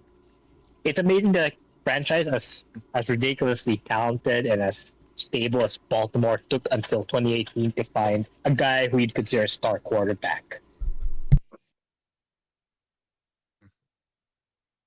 All right. Number 4 for me. Once again, in the same theme as the Green Bay Packers, this team refuses to die. And at number 4, I have the Pittsburgh Steelers. Whoa. Hey, me too. Me too. Honestly, the way to sum up the Steelers is they've won 2 Super Bowls in the past 25 years. Yes, one of them was because of Ref Bowl, but you know what? It has their name on it. It still counts for them, regardless of how coping and seething some people want to be about it. And obviously, the other one came at the expense of the Arizona Cardinals with one of the greatest catches in NFL history. And outside of that, yes, the Steelers are, in many ways, feel like they are increasingly becoming a parody of themselves with how much they rely on the Steeler way and their refusal to admit the fact that this team is nothing more than just an average football team nowadays that will not get over the hump, and that the Steeler way has been reduced to just making the playoffs instead of trying to compete for Super Bowls. However, that still doesn't erase the fact that the Steelers have been a very consistent franchise, a very consistent football team, and a team that has seen a lot of success in the past 25 years. And just like the Packers, they refuse to die, because this is the same team that would lose to the Arizona Cardinals and the New England Patriots, the both 2023 versions, in back-to-back weeks at home, and still find a way to have a winning record and make the playoffs. That is the Pittsburgh Steelers right there for you. Yeah, they And somehow beat the honestly, Seahawks. no matter how bad it looks, they're still going to find a way to get at least 9 wins. I can't believe they hired Arthur Smith as their offensive coordinator. Bruh. Yeah, that. Would you say that's a bruh moment, hiring Arthur Smith as an offensive coordinator after his job in Atlanta? It's more a broad moment for the fact that he's a notable prick than the fact that, honestly, because offensive coordinator, I mean, I don't really see the issue of him in doing that. It's just the fact that he was a giant prick with the Falcons is more of the broad moment, because it's like, yeah, he does sure seem like a locker room cancer, let me tell you. Oh, so they basically hired Todd Haley again. Yeah. You know the sad thing is? I think the sad thing is that no matter how bad Arthur may be, Um, it's gonna be very hard to top how bad some of their coordinators have been outside of him and Haley, because obviously you had the Matt Canada experience. And who could forget Randy Fichtner? Mm-hmm.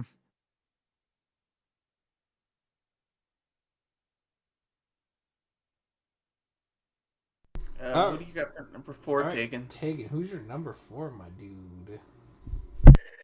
We have the Seattle Seahawks. Wow, higher. Yeah, higher than I did. Holy crap! Mind blown. They have had more success, in my opinion, than the Packers, and I put the Packers up pretty high. Seahawks have 3 Super Bowls, so the Packers 1. I feel the Seahawks have been more continuously relevant than the Packers. And also, that game between the Packers and the Seahawks was very funny. Best 3 minutes and however many seconds ever. Agreed. Anywho, yeah, that's all I gotta say. Seahawks are a good team. Just these next 3 teams are better. All right, mine coming in at number 4, for me at least, it is the Pittsburgh Steelers. The they are very, to me, obviously they're successful, but for me right now, they're like the NFL equivalent of the guy who still smokes after all these years. What? Yeah, like, they still do it the old-fashioned way, because, hey, It worked back in the day, and I feel fine, cough, cough. That's the Pittsburgh Steelers. Seattle's have had two different identities when it's come to their Super Bowl teams. Two very different identities. Mike Holmgren was a hard ass. Do you not know Hey, how isn't much Spencer of a talking hard about ass the Mike Steelers, Holmgren though? was? I'm talking about the Oh, Steelers. Shit, sorry. But yeah, they seem very much like a guy who still smokes at work. You know, like... I thought you were talking about like- sex. Sorry. Yeah, like... Still doing stuff the old-fashioned way, because that's how it worked back when I was starting. You know, just very antiquated and, you know, just... You can definitely smell something and it's not good. And, but you have 2 Super Bowls and 1 more appearance in 2010 in what I would like to call the Insufferable. Take your award and get the fuck out. Dork, who's your the 4th? We're probably have to fucking give it a swirly, man. We have to give the show a swirly. The dork has spoken at 114.5 Indianapolis Colts. Yeah, we're shoving this thing in a... We're gonna shove this thing in the smallest locker. Yep. Yeah. Yep. Yeah, we're gonna shove this into a flute case. Into a... into a What did it do wrong? What's wrong with Indianapolis? At 4, though? At At 4? 4. At 4. That is way too high. Hey, Yeah. by the way, I just want to let you know the last 3 teams are the Patriots, the Steelers, and the Ravens for the nerd bot. Yeah, I'm fine with it, but the Chiefs still... Ugh. I hate this thing. Alright. Yeah, Number fucking thing sucks. Number 3. Pittsburgh Steelers. Hard to put them really low when they fit the requirements for a top 3 team of this decade. More than 1 Super Bowl. Like, I can't remember what this team only had a losing such few losing seasons. Big Ben era, I mean, as much as the Big Ben era was an era that was, you know, could be considered a failure, they still got 2 Super Bowls. I mean, you just wish the I killer... consider it a failure because, you know, Ben Roethlisberger is a rapist. But, yeah, you know. but, you know, we think that's, like, on the field performance, this team was... I hate the Steelers, by the way. They're my least... I hate them more than the San Francisco 49ers or the Rams. I genuinely hate the Steelers. Like, out of my mind. But what the Steelers have been able to do in a century is dominate their division, be very competitive to the Patriots. They have been phenomenal, this team. The fact that they still can't... The fact that, again, not having a losing season... Sure, the outlook doesn't look great. If this team, like, never had a losing season, but they never passed the divisional round, they'd be in the middle tier. But the fact that this team is done so much, I put them above the Ravens purely because the Steelers have had more winning seasons than the Ravens. Purely based on that. But yeah, Steelers are number 3. Aiden, who was your 4 again? I just posted who's your 4? Baltimore. Okay, Number 4 is Baltimore. Who is... Number 3 is a team. Number 3 is a team that for some reason always finds a way to get a quarterback. For the first part of this time period, it was Brett Favre. Next, it was Aaron Rodgers. And finally, we got Jordan Love. And yes, you can talk about how the Packers have managed to have only 2 Super Bowls despite having these 3 Titans at QB. You can talk about how the Niners have pretty much owned them in the playoffs. You can talk about how pretty much half of this podcast hates them, but Packers are a great team that's, you know, historically great and have been quite stable in recent history. So you gotta give them their flowers. Y'all may hate them, but Packers are a good team. Fuck them. Fluff 'em. Nick, who is thine 3? I'd say fuck That's them, the but the Niners own them, so we already fucked them anyway. Disgusting Yeah, act no. by Randy Moss. That's all I need to say. Yeah. Number 3 for me, Baltimore Ravens. I mean, you could switch, honestly, you could switch the Steelers if you want. You could switch either of these two, but both the resumes speak for themselves, and simple matter is the Ravens.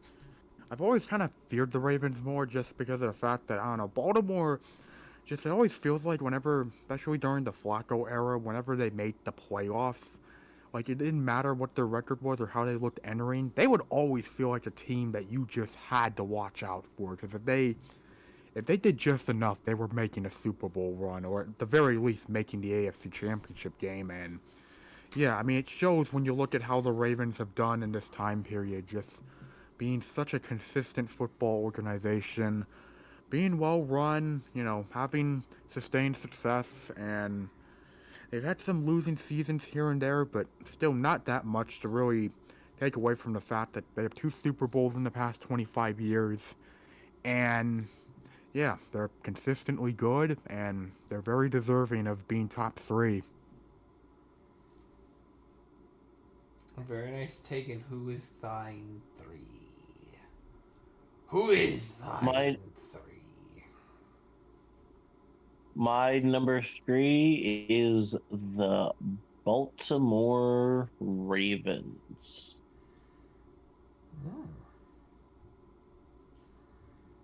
Very nice. Do you have anything to add about thine Baltimore Ravens?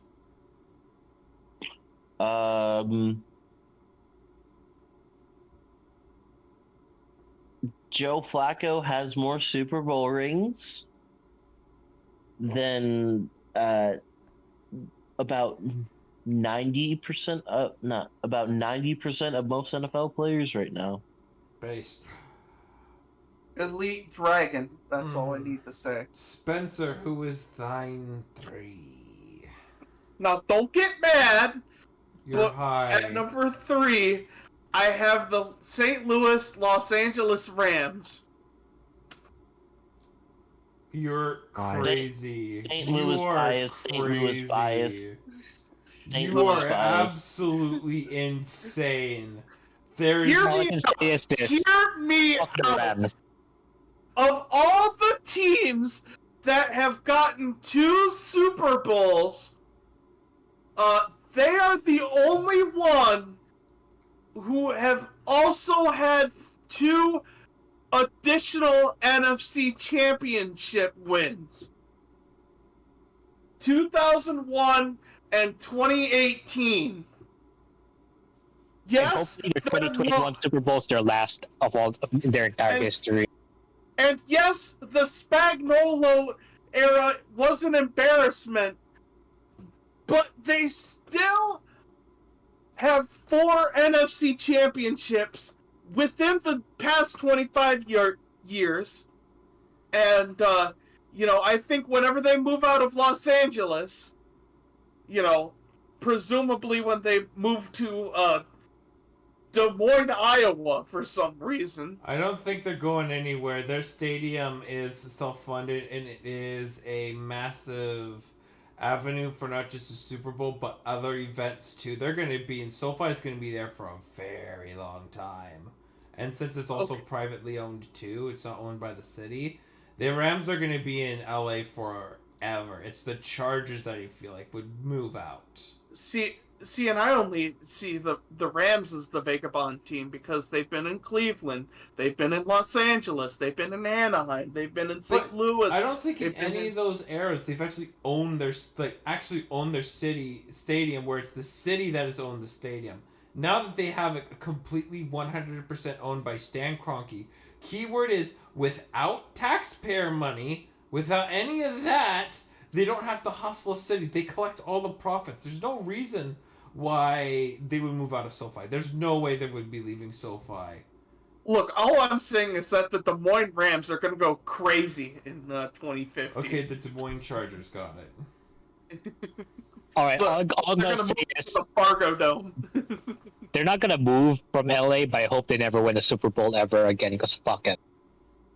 All right. You what feel does- bad for St. Louis. You feel bad for St. Louis. I hope the That's my Battlehawks hope. join the NFL and make more Super Bowls than the Rams. Anywho, in third place with 129 points, we have the Green Bay Packers. Yeah, that's fair.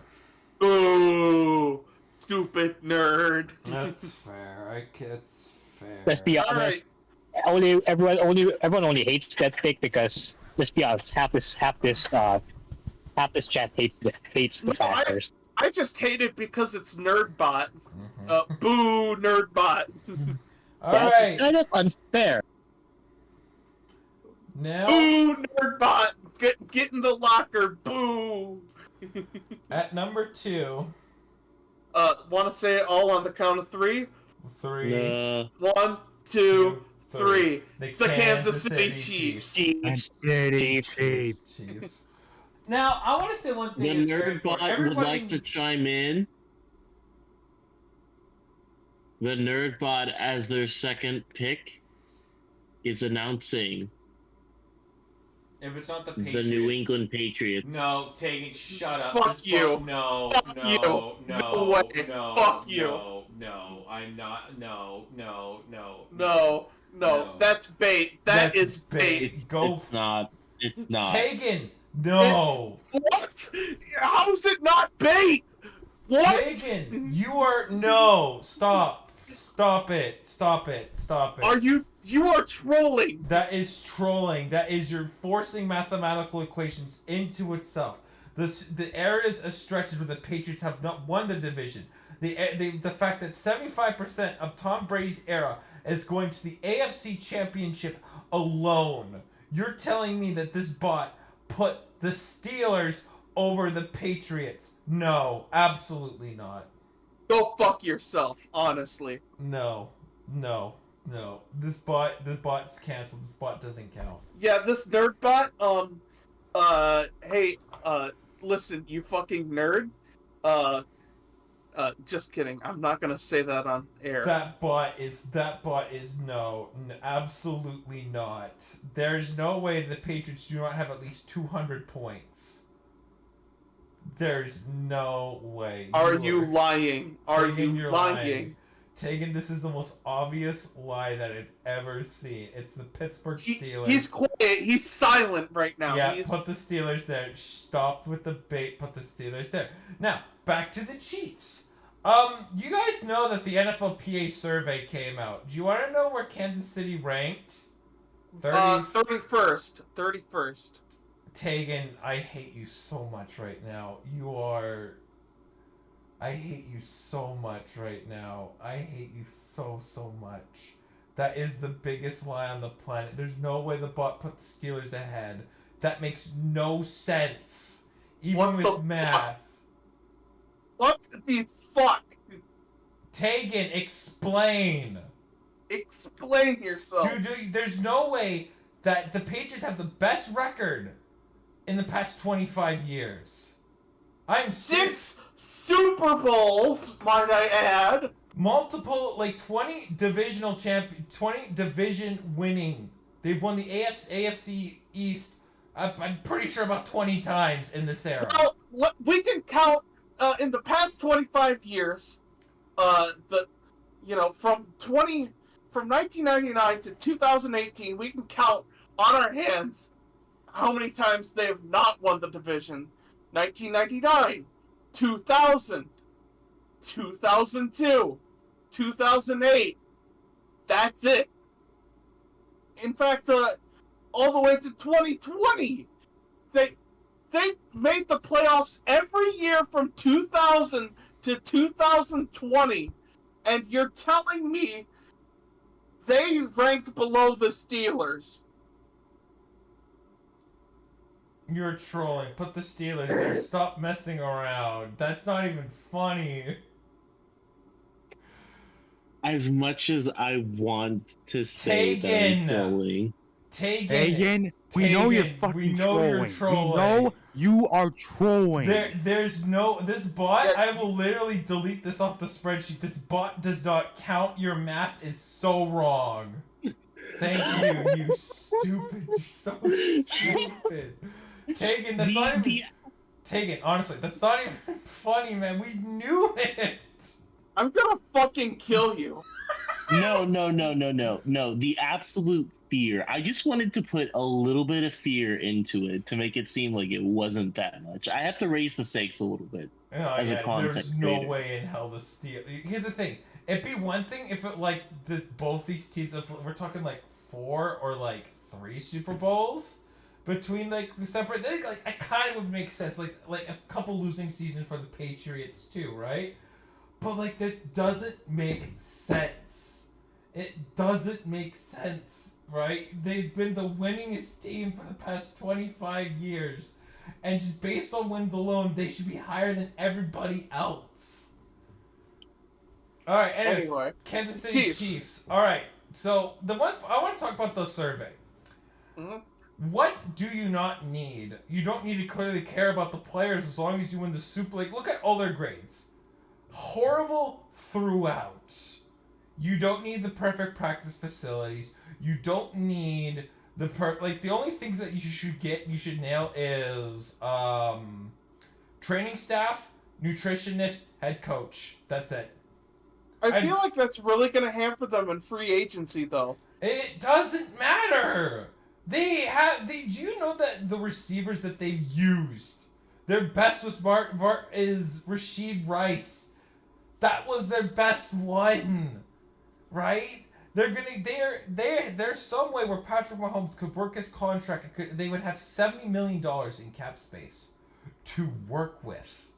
I still think that the way the Chiefs are doing it is, not how to run a football team. As long as Andy Reid and Patrick Mahomes are there, they will keep winning Super Bowls. And again, kiss the rings. There is something that's rather interesting for their future. Depends on who they get for after Andy Reid, because it's clear that I don't think Andy Reid's going to be coaching until he's 80. That's just insane. There was rumors of him retiring this offseason, right? But Patrick Mahomes is the greatest quarterback of this generation, and he's going to be so much fun to watch. But the biggest thing that is going to probably be his huge legacy-defining moment is what does he do post Andy Reid? Because he's not going to have Andy Reid, I don't think, for more than maybe 3 or 4 years. And meanwhile, Mahomes is still going to play for another 15. What is he going to do for the second half of his career going to look like compared to his first? And Chiefs are amazing. They're going to kick everybody's ass. I think we're going to get into the Mahomes era real soon, where he, quote-unquote, falls off. I'm not going to say that he's not going to fall off. No. In the sense of he's not going to be, like, the guy. I think we finally are going to get, like, the Joe Burrows Super Bowl, the Justin Herbert Super Bowl. I agree. We're going to get the Aaron Rodgers farewell Super Bowl. Oh, I don't think the Jets are going to win a Super Bowl, but... No, he's going to be with the Vikings. He's going to be with the Vikings next year. That can't be possible, because I think the Vikings are going to draft Michael Penix Jr. I mean, either or. If Aaron Rodgers or Penix Jr. is under center for the Vikings, it's 100 hours of VTubers that he has to watch. Good luck with that. He's gonna watch all of them are gonna be full Moco mornings. But yeah, anybody else want anything about how amazing the Chiefs have been? 3 Super Bowls, man. All I'm gonna say is, go ahead. You can go ahead. Yeah, let me just say, like, with the Chiefs, it's amazing their turnaround, the fact that they could get to number 2, and the fact that how much 3 Super Bowls changes an entire franchise, seeing just how much of a dumpster fire the Chiefs were before Andy Reid. I mean, the 2012 season explains for itself just how much of an absolute shit show of a season that was. The fact that your biggest headline that year was, Jovan Belcher.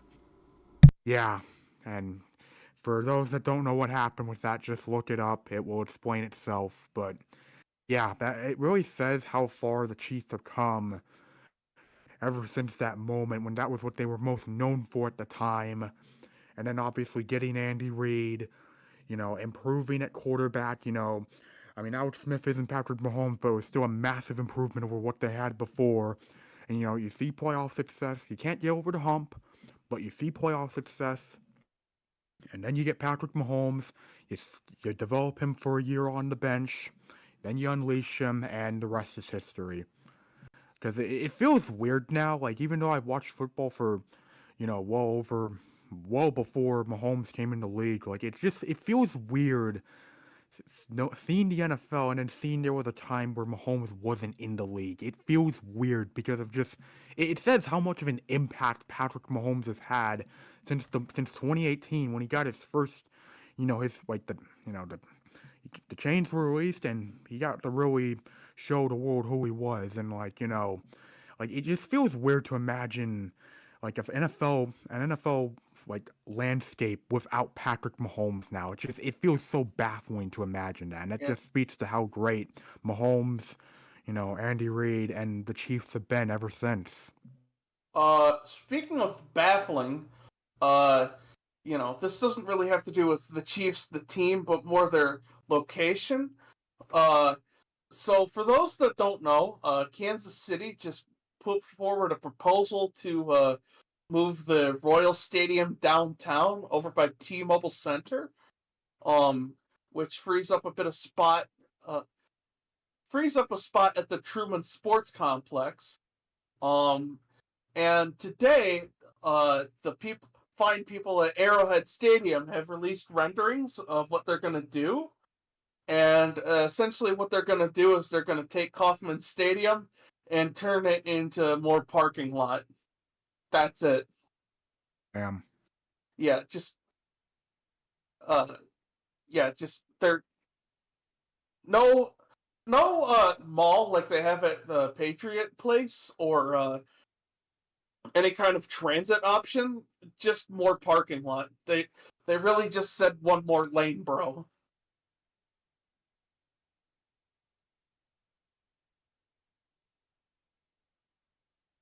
Yeah, not great. Not a good look, Kansas City. Not a good look. Interesting, but like as they say, kiss Stein rings. At number one, are you ready for one? Yes. 3, New 2, 1. Tom Brady. New England Patriots. Patriot. England. You literally cannot talk about football without the greatest dynasty in football without question. Like this. This is honestly up there with the '90s Chicago Bulls, the '80s Edmonton Oilers, pretty much every sports dynasty you can think of. It's definitely up there. Like even the 2010s to now Warriors, it's up there with. I mean, it's not just a dynasty; it's an empire. The fact that even for this bot, the fact that I literally called that there's no way that they don't have over 200 points according to math.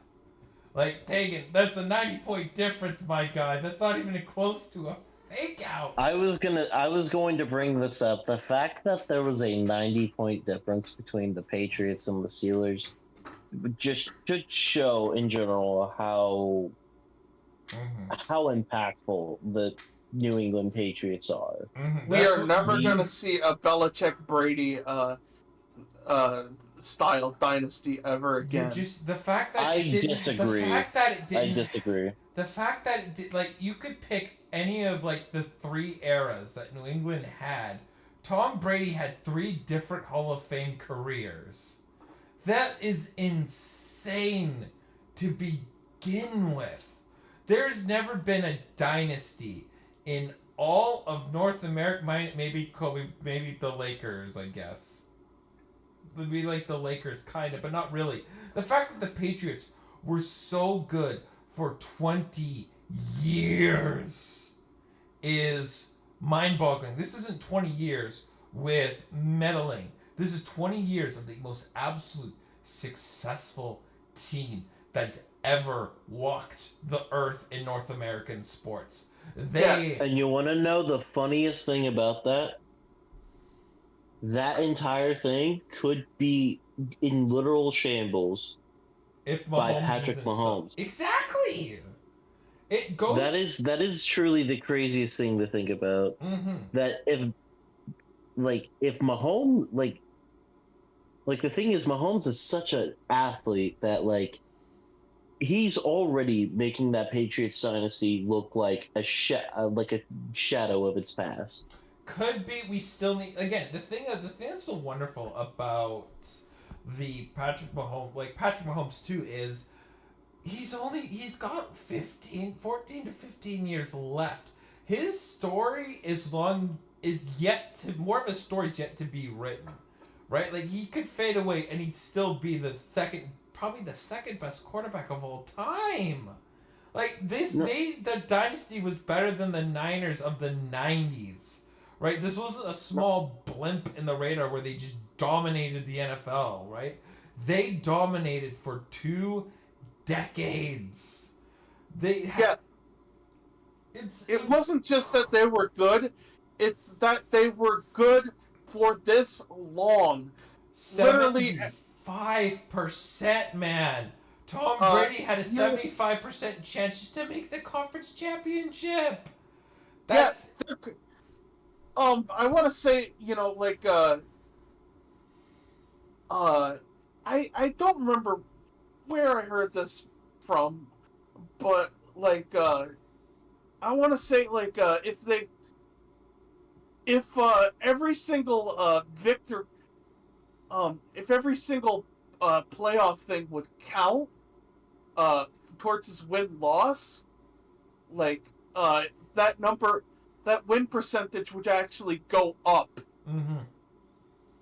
That's insane. The fact that Belichick is also just so close to being the most winningest head coach of all time. I don't think Belichick gets a shot again, purely because he's old and you always want to get somebody that's that younger guy, unless you desperately, Dallas, want to win a Super Bowl. Dallas. But what has to be done, what it takes to win a Super Bowl, these two teams, the Chiefs and the Patriots, know what needs to be done to get to the Super Bowl. And they don't have the facilities that, think of the Dallas Cowboys. Jerry will do everything in this world for his players, and at the end of the day, how many Super Bowls do they have? None. Now, am I saying degrade your facilities? Absolutely not. We gotta put focus into what matters. Winning games. What can my organization do to help my team, my players, win games? It's about winning in the NFL. If we have to say, hey, we should upgrade, the weight room.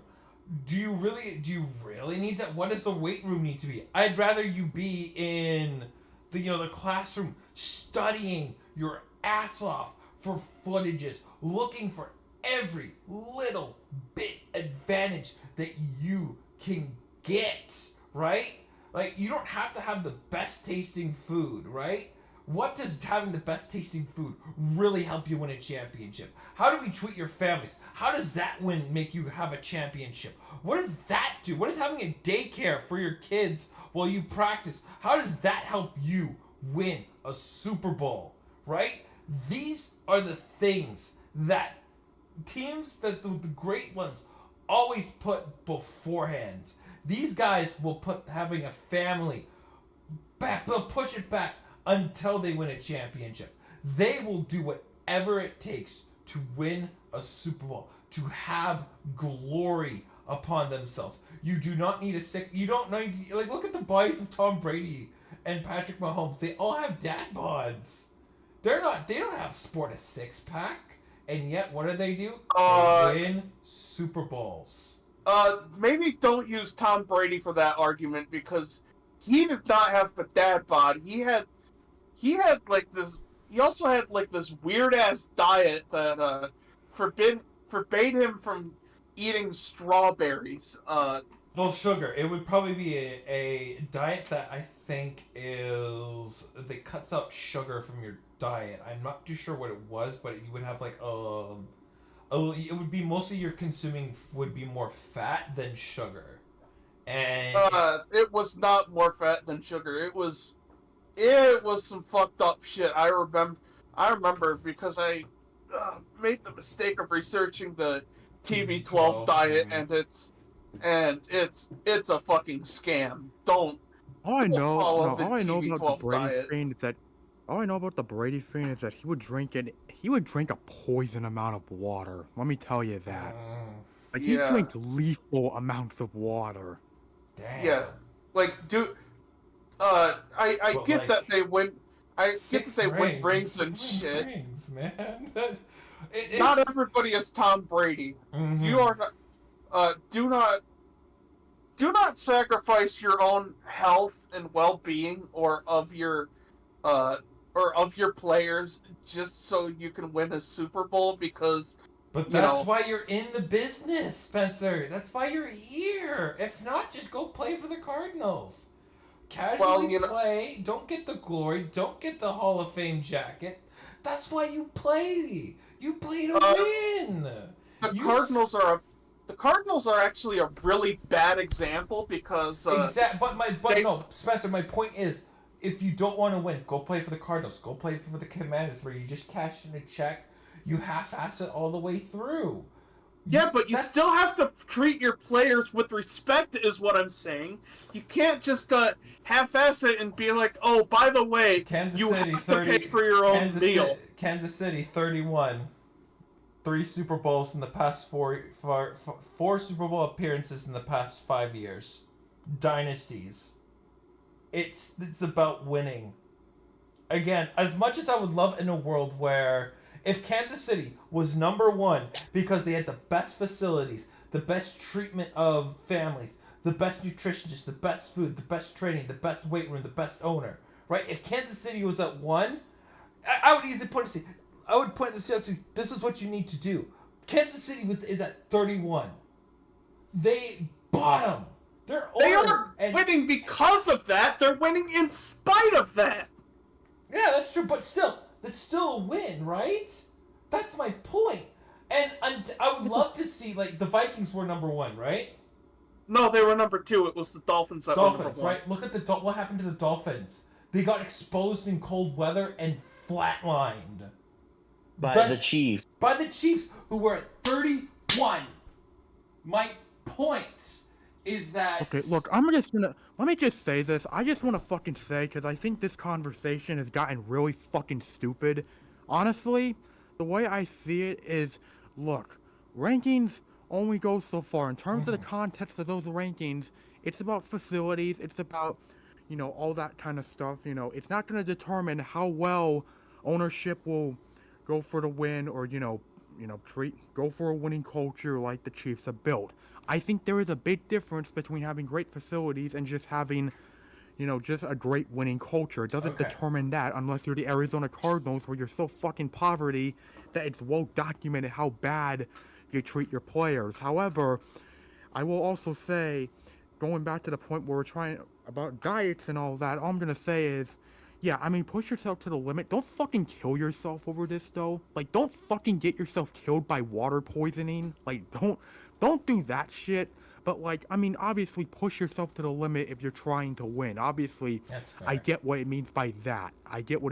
But don't actually, like, try and kill yourself with water poisoning. Here's the thing. The NFL, I believe it's the grittiest and toughest teams will win the Super Bowl. I think for other sports, however, I think it's more the mentality of the players. Like in the MLB, right? I would absolutely love to have, in the minors, right? In the minor leagues, I would make sure my players have the best practice facilities out there. Absolutely, 1000%. Like baseball, hockey, basketball, best facilities. But championships in the NFL to me are won with grit and determination. That's just how I see it. That's just me. But these are the top 10 teams that we have ranked. We've done the power rankings. I thought this was a very fun, kind of an off-season activity to do before major events in the sporting world. We're going to Fuck happen. this. Let's never do it again. No, we're not gonna. I was like, we should do hockey next. I was gonna do hockey after this. I was like, nope. This took like 3 weeks. And Let's just talk about like fat dumpies or whatever. I think we'll do a different league next year. We'll do a different league next year. It won't be football. We'll do a different league that will take in between the deadline and the end of the NFL season. But next week we're going to be grading the NHL trade deadline like we did last year. I thought that was fun. We'll do it again. Oh man, I wanted to talk about fat butts. We'll talk about fat dumpers hitting big piss missile 450 nukes dead center swamp donkeys. Baseball is... we'll talk about spring training next week. We're not going to talk about all 30 teams, just 4 of them. 5, if Asa is here. Yeah, just, and just one of these episodes we gotta do like a tier list based on how big we think their asses are. Like the starting quarterbacks. Dude, do you know what I would love to do is if we had picked 2 players from every team that we had who had the biggest dumpy, but Robbie Ray isn't on the Mariners anymore, so it's just Cal Rowley who has the good dumpy. Aiden has to enjoy Robbie Ray's fat dumper now. Like, if you look at Robbie Ray's, every time I see Robbie Ray pitch, wow. That's America's ass right there. Anywho, we have a very sick announcement for everyone too. Go for it. Actually, multiple. This is Newcaster, Bears fan here, and for the first announcement of the Sickos Evening News, we will be having our first live stream that isn't podcast related on Sunday. Can we get a round of applause?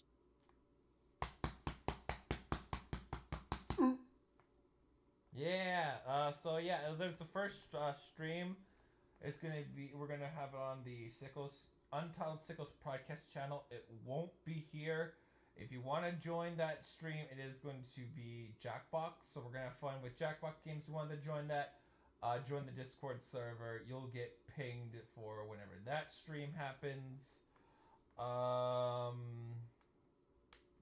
What was the second bit of news that you had? What was the other announcement? Oh, the second bit of news. We actually have some very tragic news, as Aiden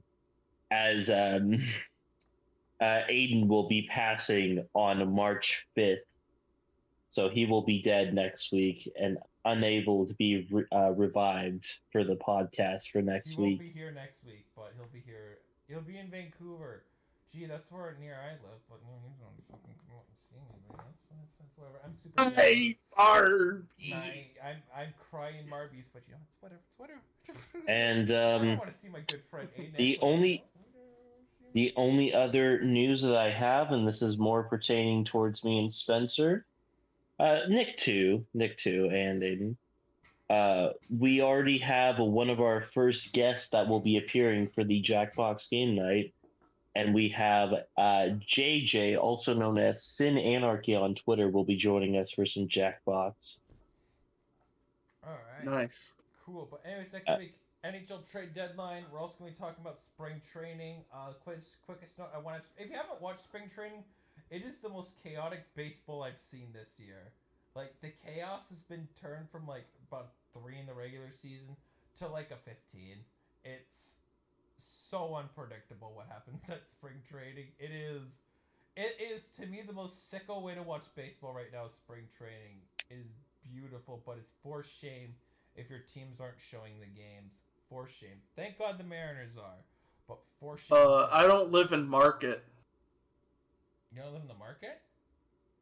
No, I live in the Brewers. I live in the Tigers Market. Set sail on the 7 seas, man. Skill issue. Arr. Set sail on the 7 seas and pirate it. But no, the Mariners have made the games that aren't airing on their RSN available in on their. If it's in Peoria, it will be on the Mariners' actual YouTube channel.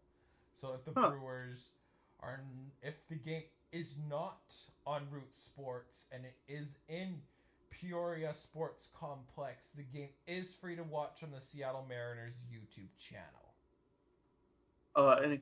Anyway, I've watched I've watched a lot of spring training, and I gotta say, thank God Matt Brash is okay, because the relievers right now the guys that have been playing. Oh boy. Yeah, the Brewers have finally won a spring training game. Oh, you've won one game too? Yeah. Okay, cool. We're not the worst ones. We're not the worst. We have pretty much just Christian Yelich and Christian Yelich. But your farm out here is should be able to reinforce this team. That's what I've heard. Yeah, they're just it's just a team, and yeah, this might be our flop year or two. It could be a flop year, but you have a good prospect pool. You're not like the A's, where you're just bad and have a bad prospect pool. The Brewers are in we're bad, but we have an exciting future. I think you sell Yelich at the deadline just to really get enforce it. Yeah, force into a little bit of a rebuild. I'm sure the Padres could use Yelich. Oh, good. The Padres are a really good team to fleece. I should know. We've done it multiple times to the. We did it too with Josh Hader. I know. He's the reason. Do you know what I tell people? If you want to fleece an organization, go fleece the Padres. You'd be surprised what you could get just for. Anyway, the Padres. What's a pirate's favorite cigarette? Shut up. My Furbies. Anyways, that'll do it for us today. That's gonna do it for about it. Next week we're just gonna be doing the grading the trade deadline via power rankings, kind of what we had last year. And I think with the knowledge that we've gained from it, i.e. the team that did nothing, i.e. the Florida Panthers, who made it all the way to the Stanley Cup Finals, I think we're going to have to be more cautious with how we judge teams. So I will not be judging any of them because I know nothing about hockey. So. Big old scratching yiffin. But soon, we will have the UFL to talk about soon. Kind of have an idea-ish of how rosters are going to look at. It's really hard because there's nothing really public. It's more just there's a fan site that's up there that's been mostly documenting it. So it's kind of hard to really have a good idea of who is really where, what's really going on at the moment. But I'm excited for the UFL. I think it's going to be spring football at its best. Because 16 teams. I hope to report live. I may be reporting live from an actual UFL game this year. And the $1 million question is: in Canada, where can I watch this game? Where can I watch this league? Because it is absolute hell trying to find free XFL streams when it was. Back when it was on FX? Yeah. They have it on the more regular networks now, ESPN, ABC. I'm talking for the big Onyo streaming sites. It was, I think, the Season 3 of the XFL, I know Sailing the Seven Seas is wrong, but I didn't know where I could watch it in Canada legally, right? I think it was, I had to buy, TSN Plus, and I'm looking at this, and I'm like, well, if I'm being TSN Plus for, 3 months, it's kind of I did not want to buy TSN Plus because where to watch UFL in Canada? I don't know yet. I checked earlier this week and there's nothing. Because I know the USFL had 1 or 2 games that would be on DAZN, but then by then I had found an archive site that just archived everything. So I was like, you know what? I wouldn't be able to watch it live. I at least would be able to watch the archives the next day. That's Yeah, kinda Fox, how- FS1, ABC, and ESPN. Yeah, That's the that doesn't networks that doesn't- are going to be here. that doesn't tell me much. Anyway, That's I'm pretty sure I'll know hopefully like 10 days before. I'm hoping DAZN like I see a tweet that DAZN's picking up the entire UFL season. That would be beautiful because I already have a subscription to it. That's perfect. But if it's TSN Plus, I might swallow my pride because at least I can watch the CFL too. And then I surrender and say, fine, I get a select college football market too. So I might surrender and go, fine. I can handle it for the other football stuff, but like, I swear to God. Because like, I already am not happy with my Sportsnet Now subscription because it is... Ugh. dog ass. I have always been bad. I've always hated it when NHL moved from the NHL's like official site to Sportsnet Now because I can't pick the feed of the game I want to watch. Right? Like I don't want to watch RSNs of other teams what that I'm not a fan of. That ruins the viewing experience. Even though I watch 3 teams, right?